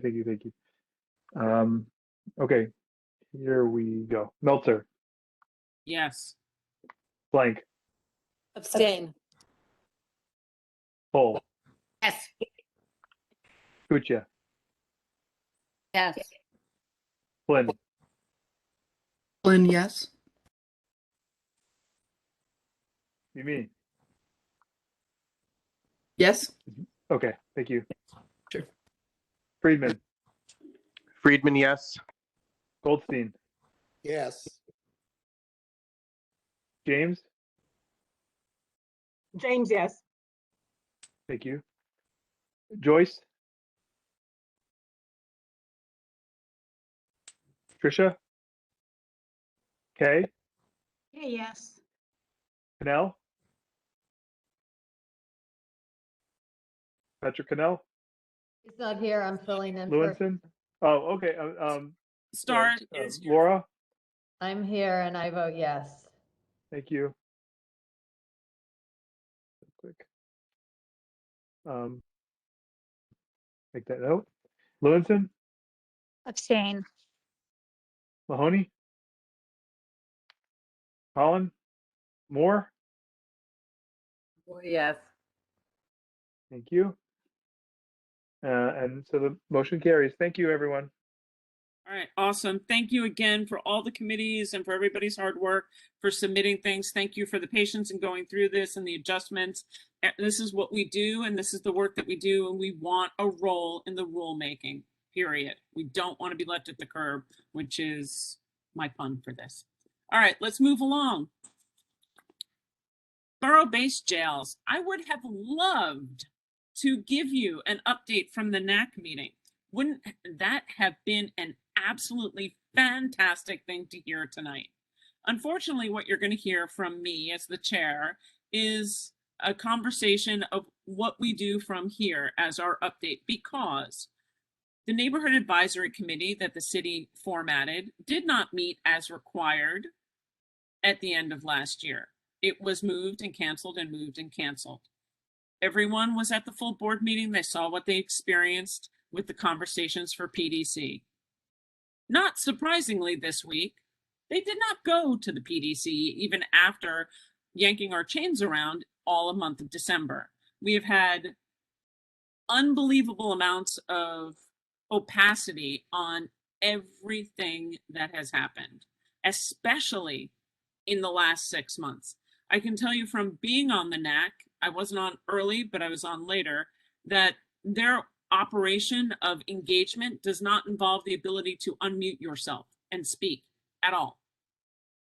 It is a one-way dialogue out. It would be it's just, there has been no transparency at all on the contracting, on the budgeting, on 1,010 different things that we need for community, period.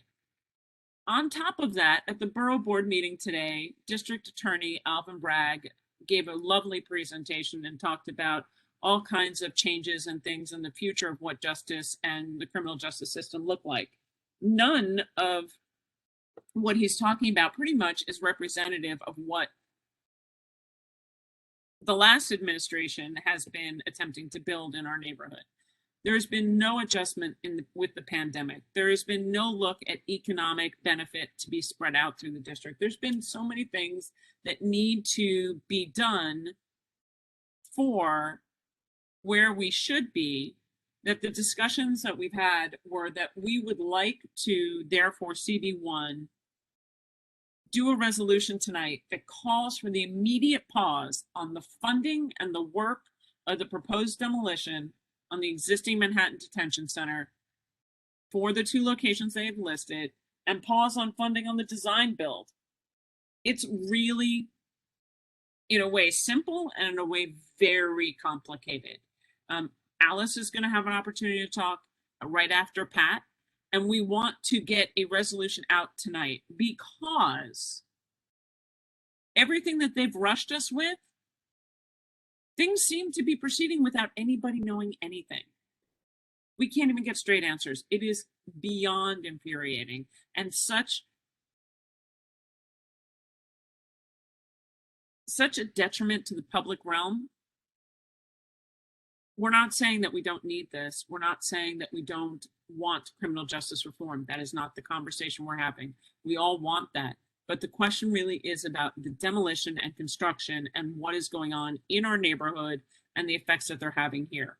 We couldn't even get the mayor's office to give us a proper accounting. And the things that they presented to us violated the agreements that they had, which we know about, for promises made.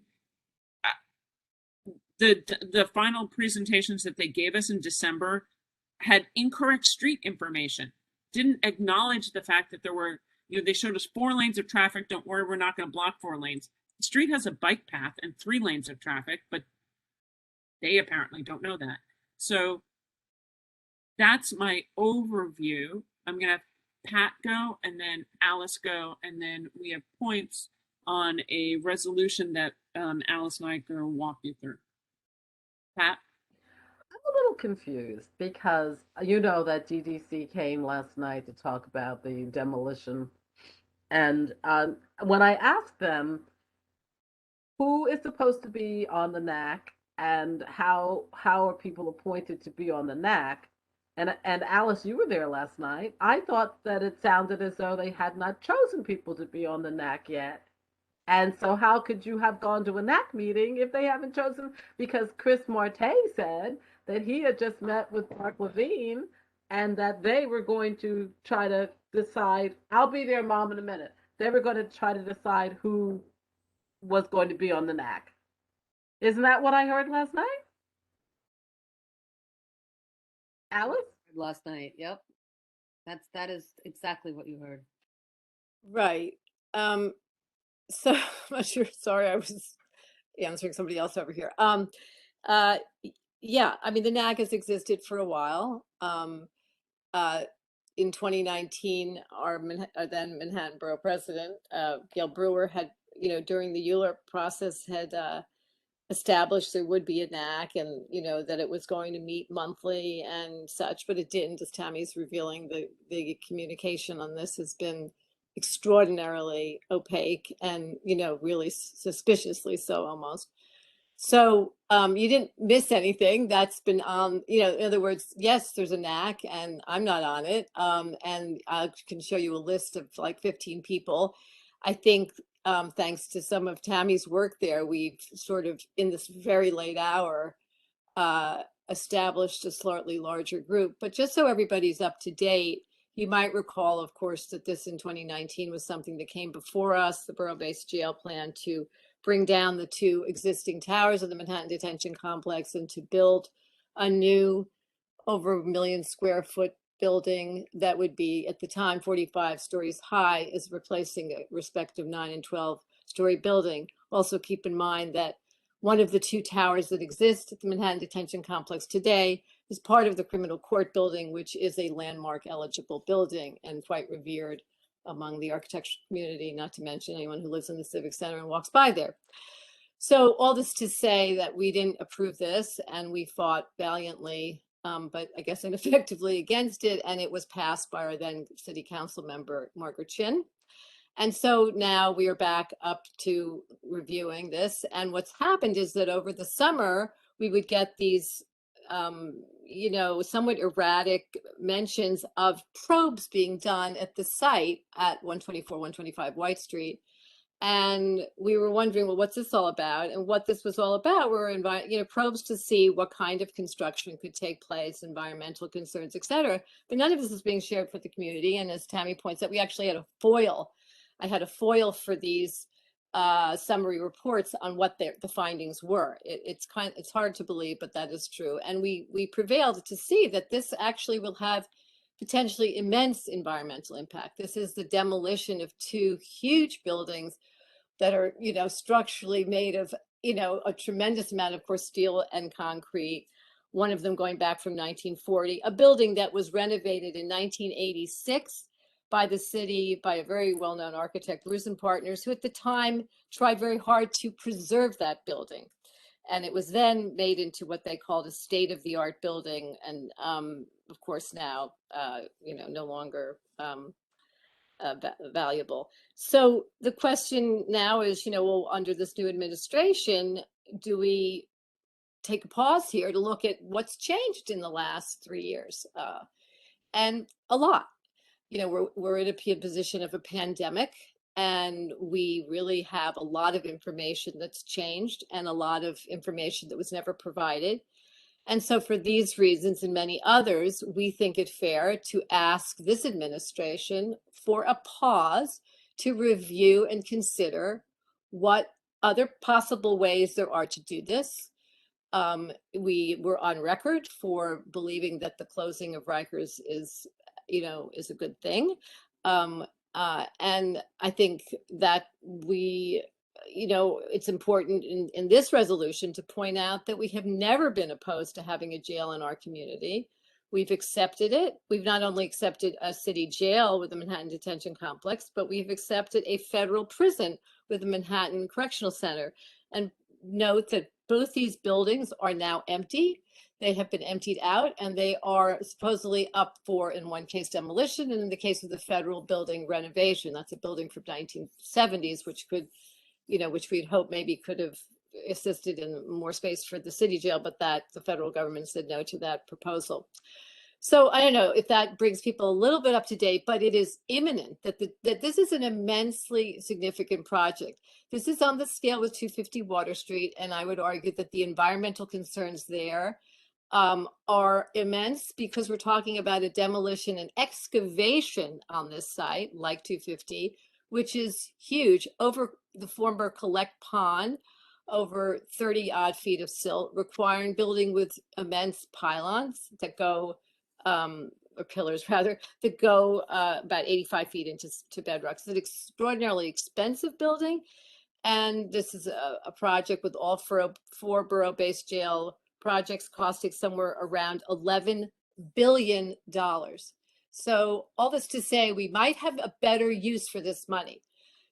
This is an insane amount of money for us to be spending. So we're reaching out to the controller to have him review the kind of expense we're talking about. We're asking professional architects and engineers to say to us, well, what would it cost to renovate versus to bring these buildings down and build anew and stuff like that. We need time. We simply need time. So without, further ado, I can go over some of the points, but that's the gist of what this resolution would try to put forth. And we've got hands up, Alice. Let's go for hands up. So first, I'm sorry, but I still didn't get an answer on, I thought the NAC wasn't formed yet. The NAC has been formed. I think that the current administration needs to put their own people on managing the NAC, because we don't have that portion of it yet. We've not had the person from the mayor's office, and all of their team needs to change. And what we've seen as a result of the transition, before we were completely put out in the cold and ignored and said, we'll get back to you, but there's not even somebody right now to tell us that they'll get back to us. And what we've seen from the presentation that Pat had to the presentations we've had, there is no connection. You can't do the dismantling until you've gone to PDC. They didn't go to PDC. So how are they doing this dismantling if they haven't done the PDC steps? It's just beyond. Okay, so we're going to do Laura Starr first, and then Vicky, and then Justine.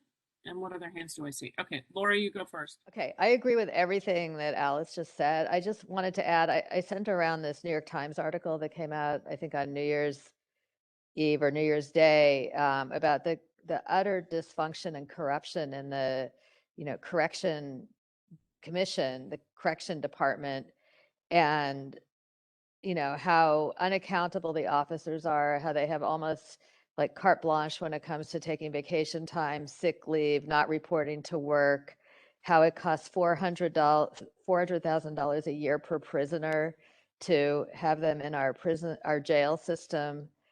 And, I think the idea that they're going to take this same correction department culture and shift it, decentralize it and shift it to these bazillion-dollar buildings, and think that that's going to magically, that architecture, as wonderful as architecture is magically going to solve the utter dysfunction in this agency is just a joke. And it's appalling. It's really, really, really, really appalling. And these guys, when the city's been presenting this jail, I've asked at every meeting, well, how are you changing the department, the correction officer culture?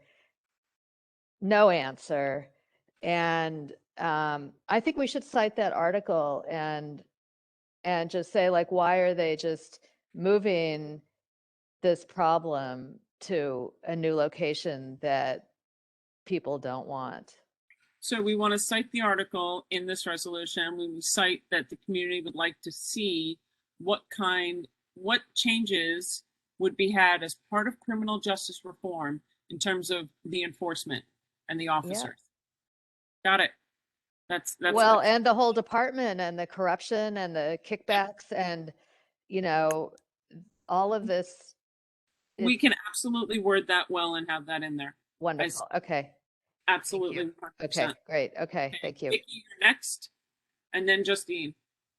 I wanted to tell you again, and I've already done this several times, that what is frustrating for me is that at least 3 years ago, before the pandemic, I went to a lecture at the American Institute of Architects where every single politician, policymaker, the planning commission was at the AIA office, and he gave a bunch of architects a lecture where every single item was already planned for, a solution was found, and they presented this entire project to us. And, it's just a credit. So I cannot believe that the community is being, shut out as it has so far. I just don't understand why I don't understand why I understand why they're doing this, but I wanted you all to know that the project was completely thought out. Everything 3 years ago. And yet they come here and tell us, well, we don't know anything, we'll get back to you. Can you do me a favor? We can put that as a whereas. If you can send us the date, that's we can reach out to the AIA. You're right. We can absolutely include that as a whereas. Whereas the AIA were given a prize of a full scope and scale on X date, and the community board has yet to receive a commiserate. Yes. And as do you think that I think all these lectures are taped? What if I asked them if they had a tape and we ran it? I'd be happy to share that out with everybody. That'd be fantastic. That'd be lovely. Do that. I will make that project this week and get back to you. Thank you. The AIA I was at that meeting too, became the venue where in fact AECOM, who was the designated sort of presenter that night, it showed their complete support of the jail. And then shortly thereafter, as I'm sure you know, people went hysterical, and the AIA then reversed its position and is now against all jail construction. But it was really interesting. There, right? And there were no answers. There were no questions that were unanswered. Right. They knew exactly what they were doing. Right. So I have under the therefore be it resolved, I did just bullet points just in case we want to share them tonight. But if not, on the screen, I can just say that we do ask for, there's a bunch of asks, and that's what we're pausing for. And one of them, of course, are,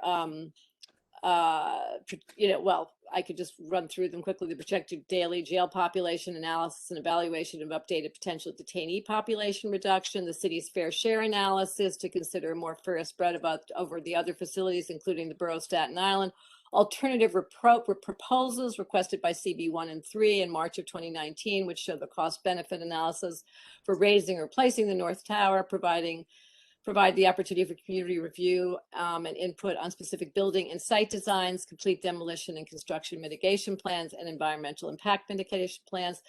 Plan of what occurs after demolition, hazardous materials are found, and such the site will be designated a brownfield site, which is very interesting. This could in fact be a brownfield site. And then promises for all the documents that are missing, which include the original RFP, pre-construction plan, remedial action plan, construction health plan, construction waste plan, evacuation plan, demolition plan submission that's been provided to the DOB, which has not yet been approved, and the breakdown of the entire capital costs of the proposals. So those are the asks. So please add to that list. And the whereases are, of course, to be fleshed out as to the history that I've tried to just quickly summarize and review. I'm gonna keep going, and I'm going to start pulling up. I'm gonna see if I can put a lot of what you're saying into a doc and get I that. have it in the doc. I sent it to you all. I sent it to you and Lucian as. I'm putting it in format. Oh, I see. Okay. Okay. Susan has her hand raised. Yep, I see lots of hand raised. Okay, so who did I say one after? After Vicky, Justine. Sorry, I got lost. I think me, and then yeah. But all right. You go next. After Justine goes Vera, and then Susan. And thank you so much. I apologize. And I see Laura's hand is up too, just so you know. We'll go back to Vera after we get through everybody else. All right. So no, I agree with everything that you've said thus far. And I guess I just want to point out too, I really love what you said about saying pause everything. So that's the start of this, right? To say we want to stop and the money wasted, mention the cost of everything.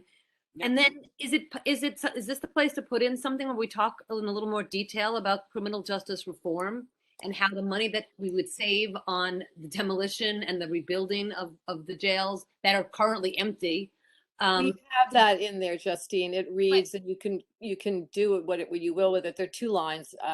The CB believes the money earmarked by the city for the demolition and new construction could be better spent on a sustainable solution for reusing the building and using funding on critically needed mental health services, social justice programs, job training, and affordable housing, and the enormity of the $11 billion expected expenditure for the deconstruction and construction of a never-before 30-story vertical jail without clear and sound reforms that address the horrific and unacceptable condition at Rikers, demands reconsideration to assure that this is truly the best use of public funds to advance criminal justice and criminal justice reform. We believe. I'm getting there. Okay, no, that's all right. But this is great because what I also would like to throw in there as you're talking about it is also look on the side of the corrections officers, right? They've got horrendous condition. They're behaving badly. The article that Laura pointed out shows behaving badly.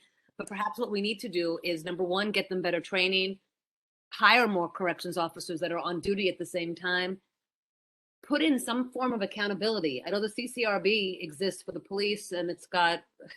It would be great if the CCRB under the new mayor's office, and we've already done a resolution on that, so we can certainly see if it extends, right, to corrections officers.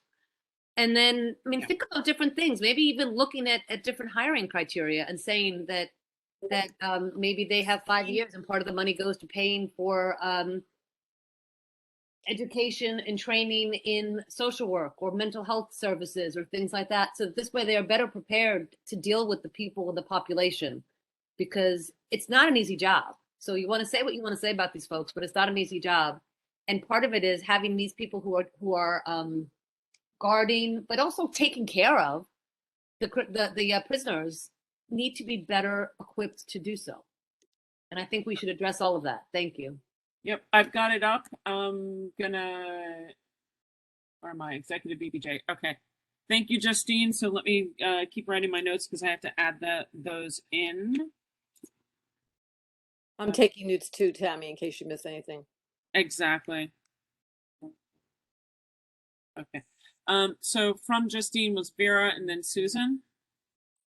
Yeah, we could add also, we need a more adequate traffic study because it's been piss poor in terms of them seriously looking at the traffic impacts. We have major roads there, Canal Street, Center Street, that whole little area and back through, it's going to be a nightmare. So they really need to address that and let us know what the traffic impacts would be.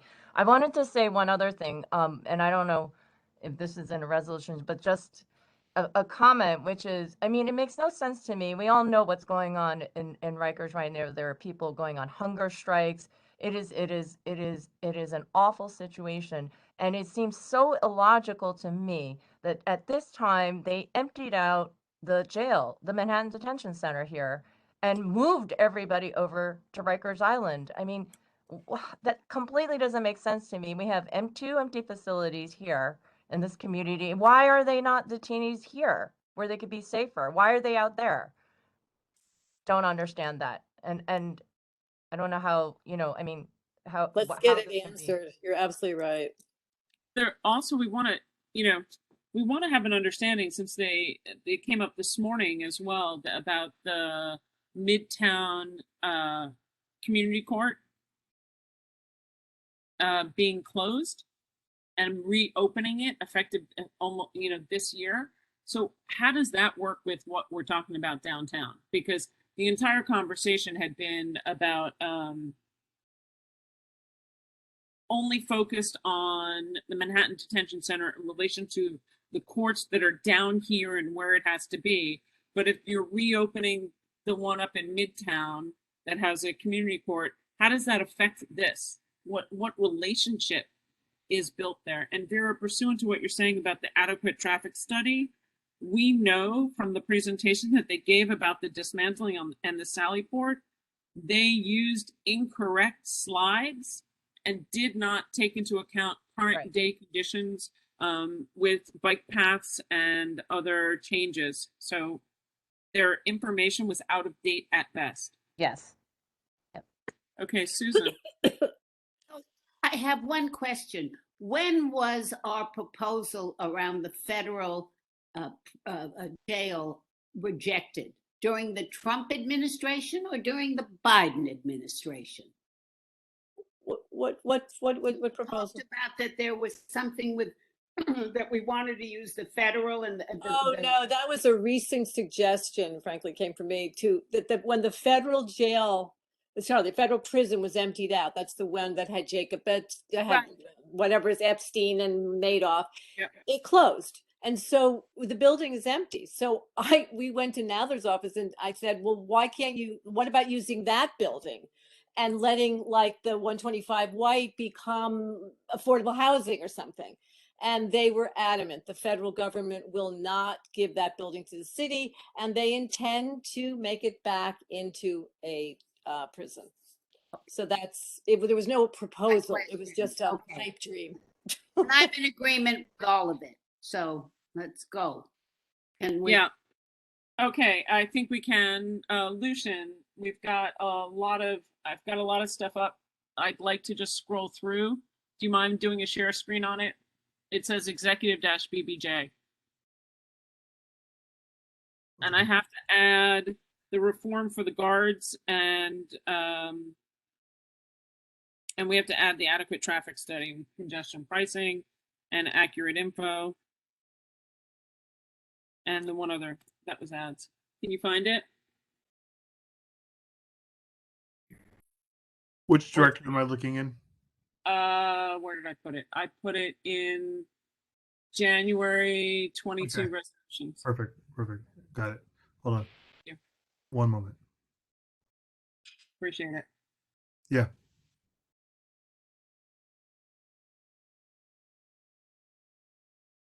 I mean, the whereas part has to be fleshed out, but that's just notes, right, on the history of the project. The notes that have gone back and forth from you, Alice, as well as some of the notes that we're starting to put in here now. But it gives people an idea. And again, I'm copying and pasting as fast as I can, so it's not beautiful by any stroke of the imagination, people. It should just all be mostly in that one doc I sent later today, but Yeah. And you said it's in the monthly business January 2022 resolutions folder. And there's 2 in there. Oh, I see. Yeah, Okay, I'm on it. Got it. Here we go. Yep. Okay.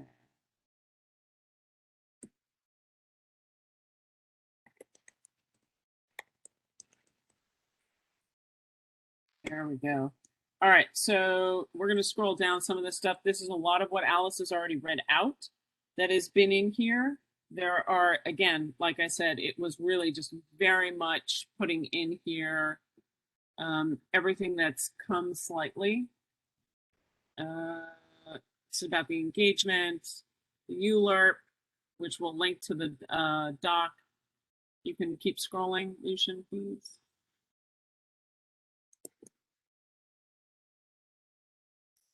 That's an important whereas, I think, that, that one that talks about how we're always accused of being NIMBY, and it's critical that we put up front and center that we have always accepted having not only a jail, but a prison in our civic center neighborhood, and no one has objected to that. So that's really key. I'm glad that.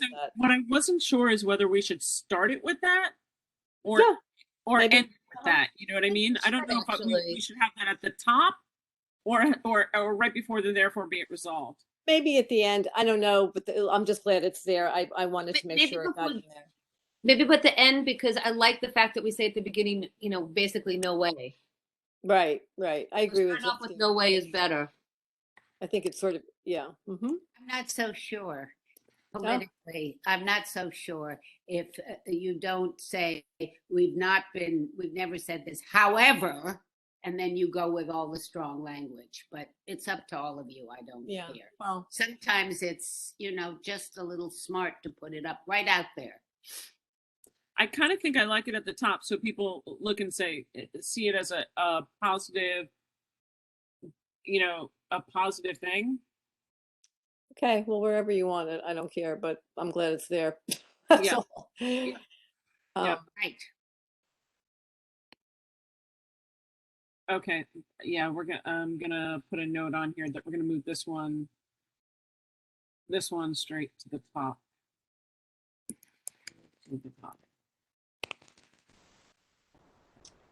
I think where the training for the guards point probably wants to go in the therefore be it resolved, as I have that list of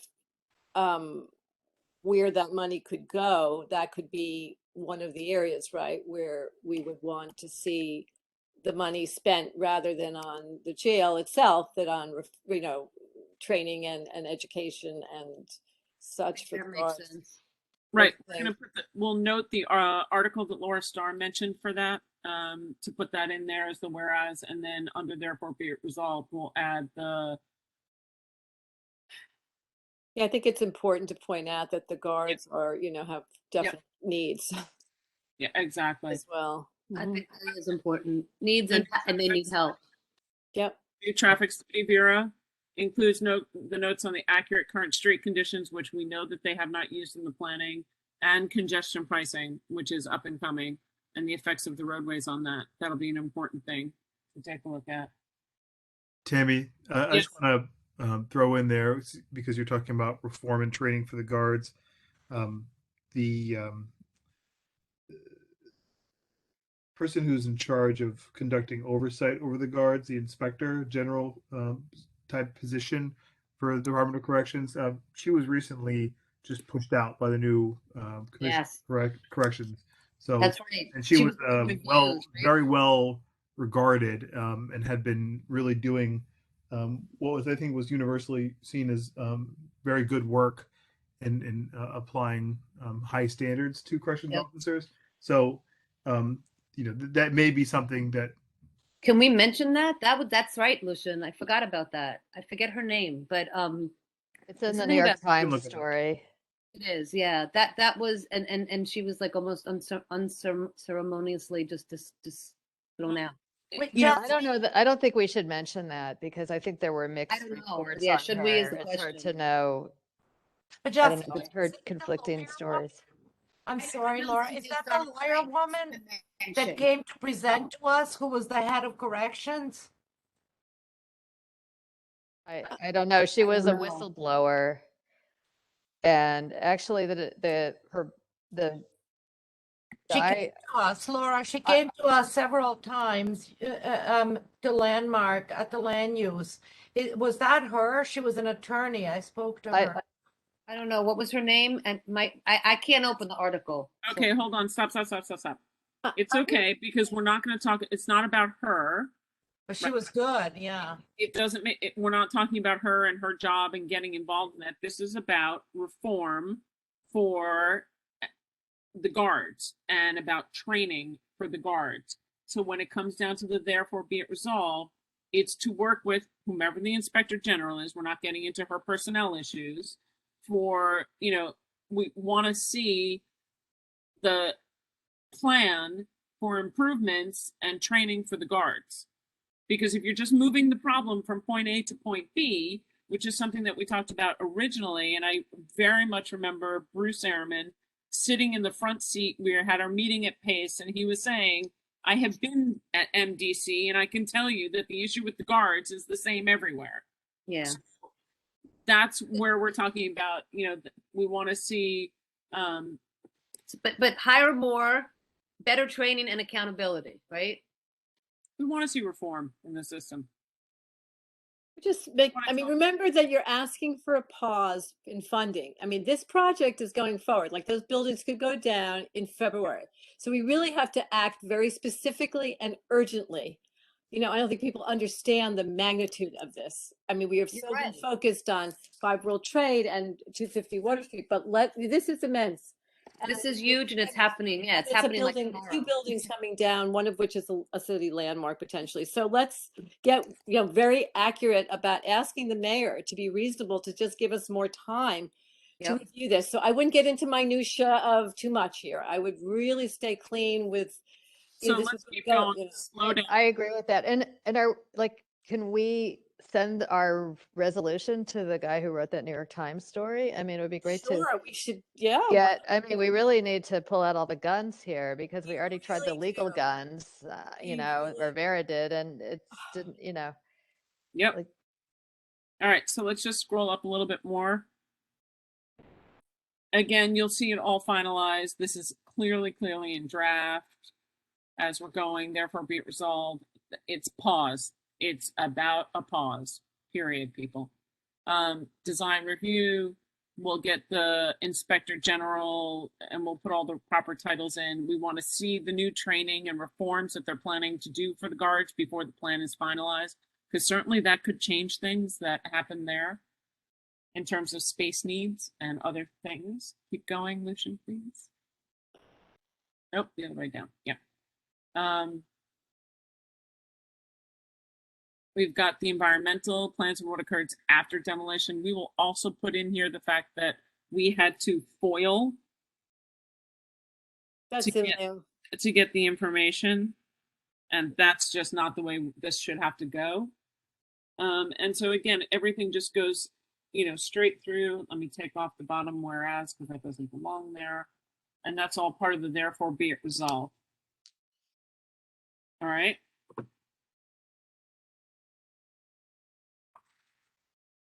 Anybody have any other adds or questions that we can do while we clean this up for full board? In any way, shape, or form. And Vicki, you're going to get us the dates and the recording.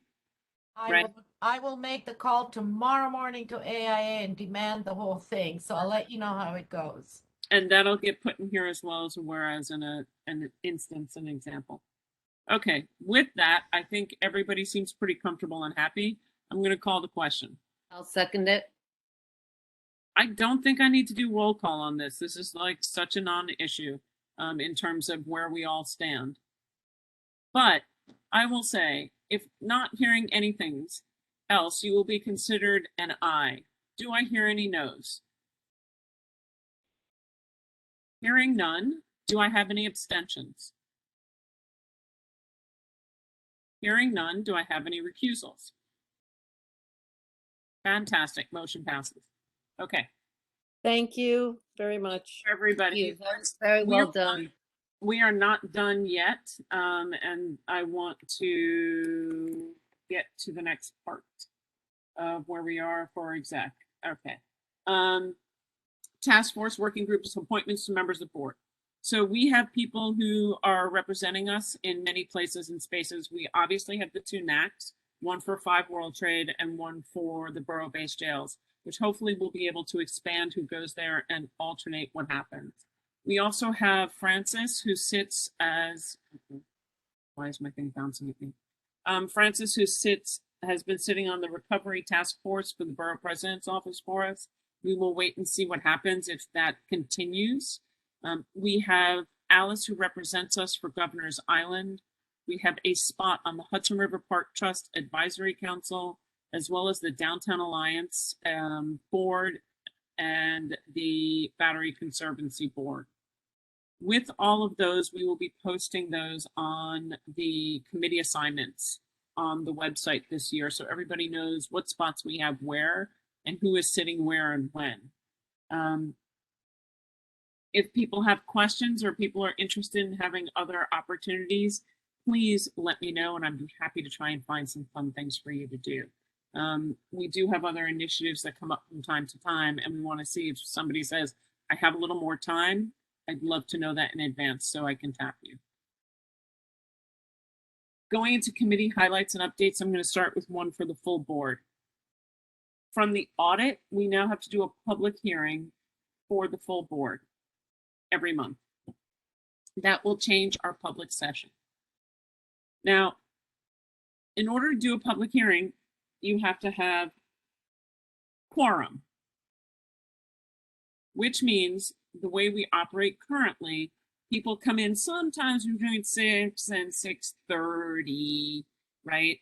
And then we roll. So we need to redo how we jigger this.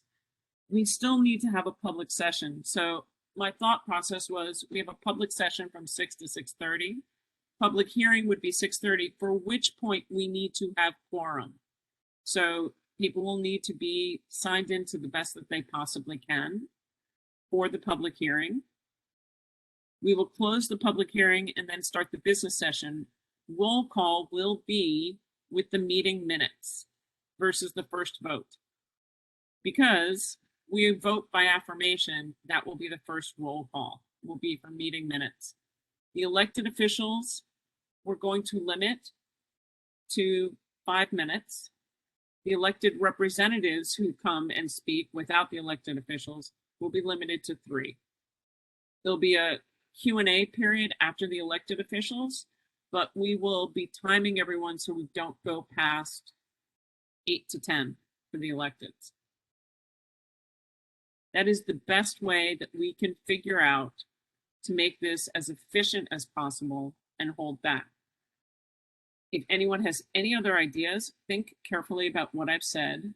Hands go up. I'm going to go Andrew and then Justine. Tammy, sorry if I missed this. What's the difference between the 6 to 6:30 session and the 6:30 to 7? So in a public session, if you have, and I'll just bring it back to when we were all in person, if you had a group of 25 people come in opposition to something, you can group them in a public session and say, cede your time of 2 minutes each to 3 people. Find 3 people, we're going to give you 4 minutes for those 3 people, and then you're done. That's how a public session can work. It is up to the chair to determine best ways to have, I don't have to call on everybody who signs up in a public session. If a public session I have way too many people, I can actually curtail it. In a public hearing, anyone who signs up to speak gets to speak.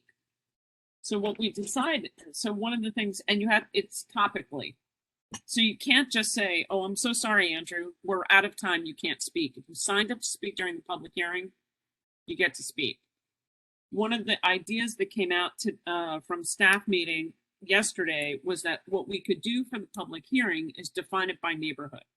So you would be able to say that in January, the public hearing would be questions and concerns for the FIDI neighborhood. We have neighborhoods as defined on our website, and people who live in FIDI could come during the public session and speak about anything they wanted about FIDI and run it that way. The next month we could do the Seaport, we could do the Civic Center in Chinatown, we could do Battery Park City, and we can kind of rotate around that way and have that portion of the public session, of the public hearing, pardon me. Does that make sense? It does. And I guess we'll have to live with it to develop a sense, but if you're breaking it up in that manner, are we confident an hour is sufficient time? Me personally, no, but I would hope that it will be, and hope that we will be able to manage the public. You know, here's the gig. You have to have quorum for this. So, you know, ideas, you look at other community boards, how they do it. Some community boards start at 6:30 instead of 6. But there's nobody that I know, the people, you know, for example, community board 2 starts at 6:30. Their full board meetings routinely go to 10, 11 o'clock at night, and they're not surprised. That's not been an appetite that's been well received for our board, who would like to start earlier and be done earlier. So I'm just trying to follow the rules as they've been now told to me for a public hearing. If anybody has other ideas, Andrew, please speak up. I'd be delighted. Yep, got it. Thanks, Tammy. Justine and then Laura. So if I'm understanding correctly, basically, let's say we have 5 neighborhoods. If you've got an issue in FIDI, you're going to be heard in January and then not again till June. That doesn't, yeah. Listen, Yeah. It's topically, if you've got an issue in FIDI, you can come generally in whatever month it is. And otherwise, like every other time, you can come during a public session and speak of anything. So from 6 to 6:30, you can talk about FIDI day in and day out every time, but then you're not guaranteed, but then you can speak only once. The public hearing is dedicated to a topic, period, and everyone gets to speak. Okay. And so Can you I get think some a background? half hour is enough? Justine, hold on, let Lucian Oh, jump sorry, in. Lucian. So I know this is just a bizarre thing that everyone's trying to wrap their heads around. The district managers are all also at a bit of a loss. One of the last things that Comptroller Stringer did before he left was they did an audit of all the community boards in terms of how they're adhering to charter mandated responsibilities for, you know, like allowing the public to engage. One of the things they interpreted was that all community boards had to, one, hold a public hearing at every full board on some topic that they chose, and then also had a public session, and the public session had to be at the beginning of the meeting and at the end of the meeting. And so they kind of looked at all the community boards like, oh, look, no community boards are complying with this charter mandate to have a hearing every single full board meeting. So, you know, we complained to the law department, city law department said, yeah, a couple of the things that they said we don't totally agree with, but we actually do agree with the public hearing thing. So, you know, everyone's kind of trying to think up, well, what's something that we could have a hearing on that won't turn into like a 4-hour affair every full board meeting and make full board completely unworkable. And so the idea is to have something that brings in good information, but also isn't inviting, you know, 1,000 people to come and testify.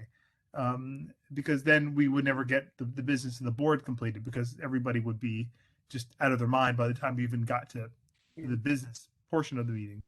So I think it was I think Alice came up with the idea for the neighborhoods, which was, I think, a great idea, because it allows us to kind of on a revolving basis say, hey, we're just taking a look at this neighborhood out of our 4 official neighborhoods and say, you know, what's something that someone would like to say about this neighborhood as we define it. And in the future, it can be about some other kind of, you know, specific topic. We do hold public hearings during full board. You know, every year we have a hearing on the city budget. And that typically has no one testifying. but we do it every year. We open it, kind of wait around, hear some crickets, and then close it.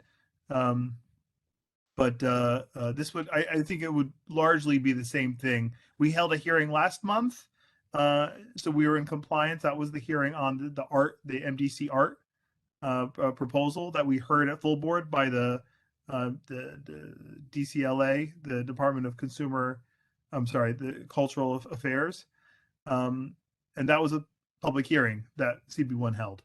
So, you know, the idea is to keep that going, but not make it so hot button that it just consumes all the time. That's all. Okay, thank you, Lucian. So Justine, Laura, Pat, in that order. No, I guess we try it out and see, because I'm not so sure that it gives the public a chance to speak. And I know you want them to speak in the full committee, in the committees versus the actual correct full board. But yeah, I think that's going to be a message that maybe we put out there too in the newsletter, and let people know the changes, and that's where they should be talking. Yep, we meet 11 times a year. Yeah. Actually, 11 times a year. So if you ran through the neighborhoods twice and you have budget, that's 9 right there. And then I'm sure there'll be, you know, based on what we've got going, I'm sure there'll be more than that. All right, Laura, you're next. I mean, I guess to the point, like the big people, you know, coming to, sorry, I'm so tired, it's past my bedtime. People coming for an issue like the jail would be coming to the land use, to the committees. That's right. your point, right? Yes.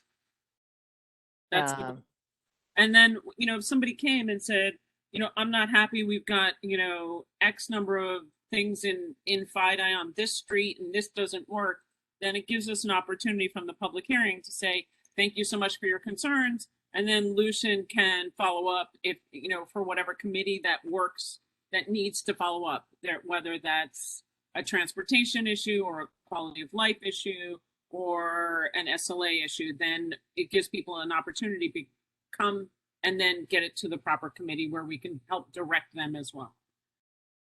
I mean, I guess from a kind of public consensus building, you know, if we had more time, I would say we should do it by topic, not by geography.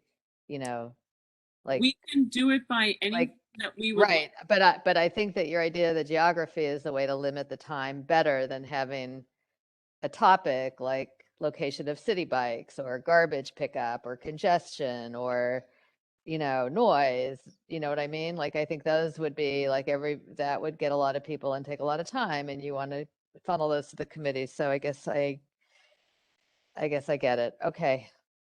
Welcome to the same train of thought that we started down. Got it. I get it. I know it's already, I'm usually asleep by 8:23. So, but I'm staying up for this. Pat. Okay. Pat, you're talking, but you're not. I'm not hearing you. I'm being my honorary self. Which 4 areas, official areas, Lucian? Well, we can determine that. I mean, it's based off of what we have on the website, but we can do micros. So just we could remember do. I know where you're going, Pat. So we could do Okay. it south if we needed to. Absolutely. Okay, I want us to be counted. You're not locked into the old geographies. No, yeah, for sure. You can make it whatever you want. You could just say, you know, block 47, lot 3. You know, how's everything going? You know, we can make it specific or broad as you want. Recognize, that's all. Okay, thank you. You're welcome. Betty K. I think it's great. We have to do something to limit the time because it is getting out of control. And I would push the chairs, do not talk about presentations at full board, but only things that actions need to be taken, because that does consume a lot of time. But going by what the city agencies are doing, and if we should take a lead with more of promoting the written testimony. And even if, Lucian, I'm giving you more to do, there was a community bulletin board or something where people could put things in and get into conversations about certain topics so that people feel like they're being heard or could be heard or seen or exchange ideas.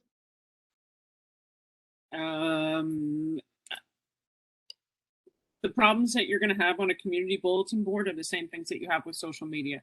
We will not be monitoring. We will not be curtailing. We will not be, Moderating. yeah, we can't, that can't be our role. And if it gets out of hand, as often platforms do, and goes down a nasty road, we don't want that kind of thing. People can always submit written testimony, and that information is always available to be had from the community board office if people want to see it. So,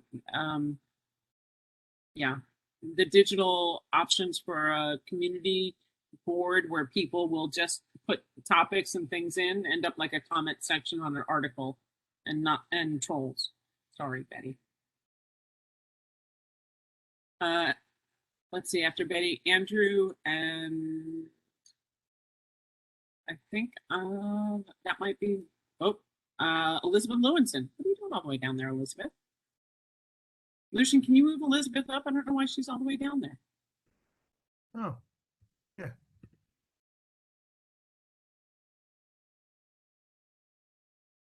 So accidentally wiped my Wi-Fi.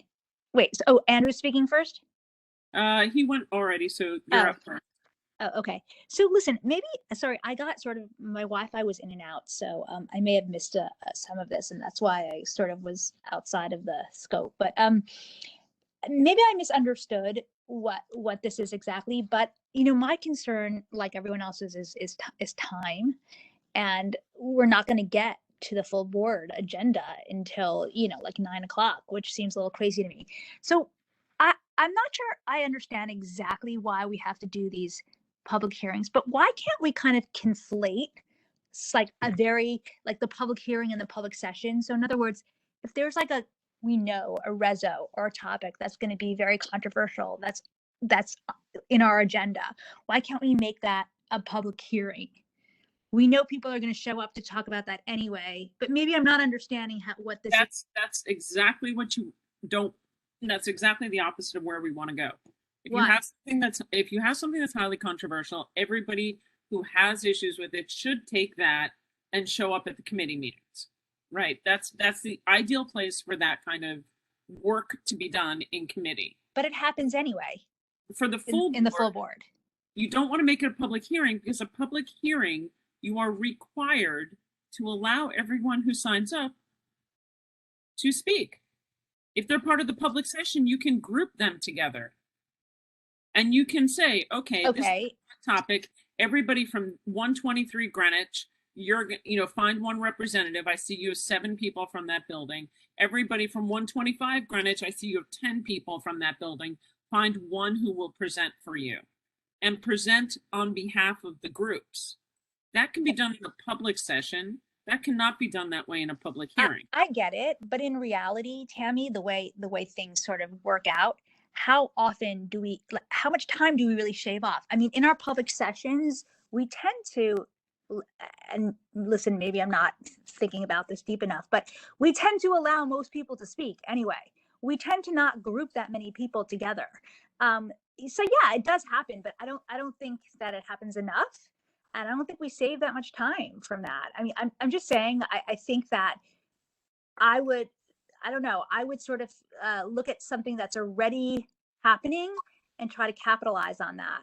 You must have both sessions, though. You cannot. We are required by the ruling to have both a public session and a public hearing. And they have to be 2 separate things. They can't kind of be combined in a way.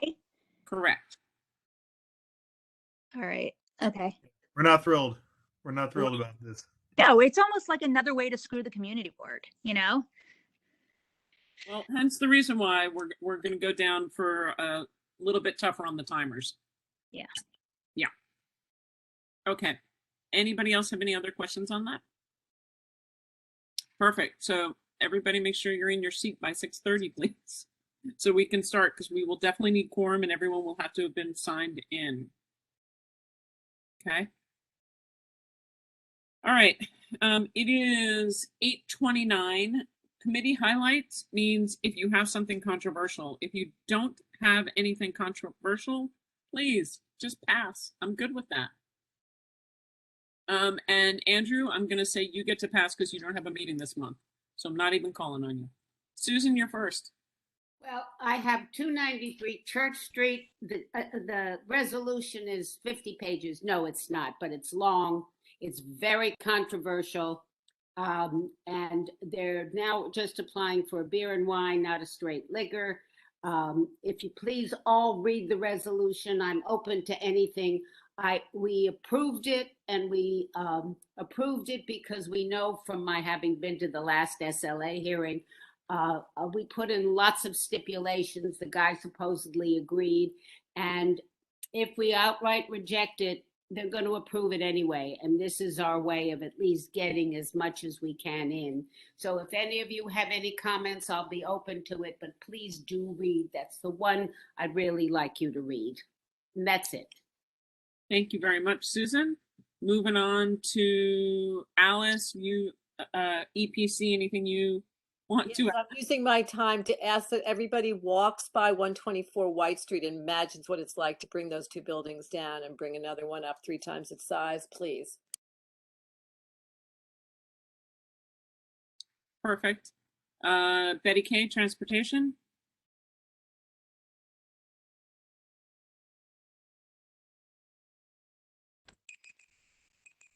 Miss Betty? Yeah, now mine just wasn't unmuting. I don't think there's anything controversial, but there'll be 2 resolutions, so just read them in advance. Awesome. Thank you very much. Jason, landmarks got postponed this month, right? Yeah, I think you were postponed, so you're off. We didn't have anything, correct? Okay. Awesome. Thank you. Sorry. Justine? I think I should be okay. I do have 2 resolutions, but I think I do. Thank you. Yeah, I'm good. I'm good. Perfect. Love that. Moves Laura Starr for land use. Can you hear me? I can. Okay, good. Okay. Well, I did want to bring up that, my premature vote when I was running that part of the meeting about the 5 World Trade Center and how you want to handle at the board meeting this question of the 100% affordable issue, which there was some pushback on kind of after the vote. That's okay. So, okay. We're gonna roll quality of life. Pat's gonna talk next. We're gonna roll quality of life with their resolutions before yours, so that may cut down on the controversy. Pat? So, I mean, as you know, Somebody tell me what the controversy is. The controversy is whether or not where the board is standing on 100%, all the whole building being 100% affordable top down, or having an adjustment to say anything to provide a window of wiggle room. Why can't you say affordable with a variety of mixed incomes, including X? That is what kind of That's what we're saying. Yeah, read our reso, and yeah. I'm sure that Jill and that's all I asked. Yeah. That's fine. Okay. Yeah, Jill and Mariama may, would love any input, and Justine, that you have for the World Trade Center number 5 reso. You're our expert, so. Yeah. So that may be the controversial, and Jill and Mariama will present that reso at the meeting. The other thing everyone knows is that the DDC came along with Gramercy to talk about the deconstruction of the prison. And I'm not going to get into any big detail about that because it was a whole presentation, and I think people can go to the YouTube channel and look at our, I will mention a couple of the comments that were made and concerns that were presented to the committee by the public and the members of the committee. Other than that, that's it. That's it. Pat, can I ask a question? I put my hand up. In response to you and Justine. I said no, and you barreled ahead. What does Vicky? Oh, I was just gonna say in a comment to you and Justine. in terms of 100% affordability, what I think we have to be very careful here is that I've been told several times that affordability is based on a federal standard, which means that New York City is based on Kansas or like Milwaukee, way out of our area. And so what we should be very careful with using the term affordability, if we can somehow extract ourselves from this and say something like a third of your salary in New York City, because maybe in Kansas you can live on $20,000, but where on earth do you get I'm just going to interrupt. I got it.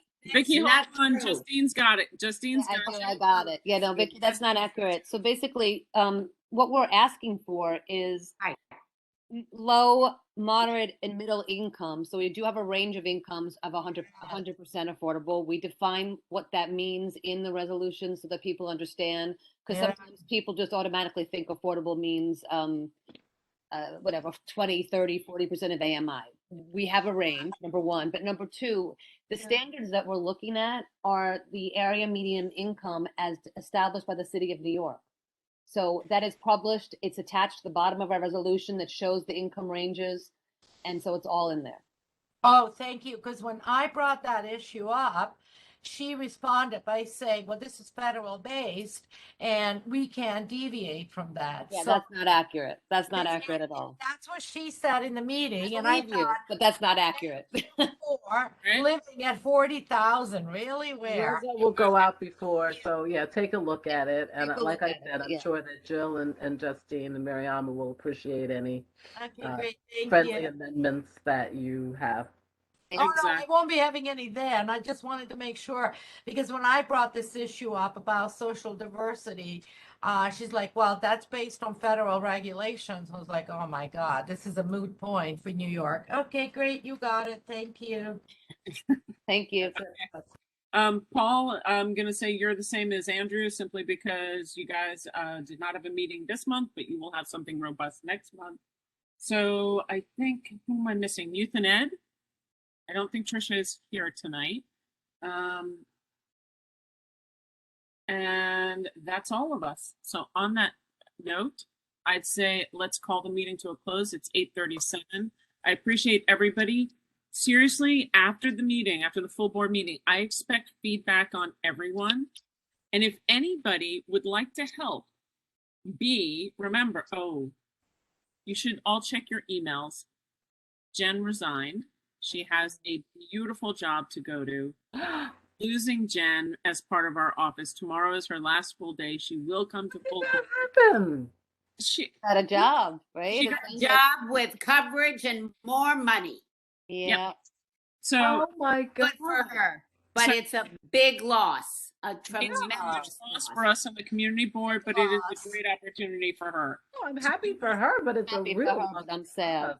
God. So tears of joy, tears. So I mean, it's in a way, it's the best compliment that we can give her is that we as a community board have given her all the experience, knowledge, serious, if you understand that word, and joy at the same time, and learning and knowledge so she can move up and out. So it's a beautiful thing. True. Yep. Yeah. On that note, remember, feedback, timely. We're going to time everybody this time because we really want to get decorum. Good night. Good night, everybody. Thank you. Good night, everyone. Everybody. Take care. Thank you so much.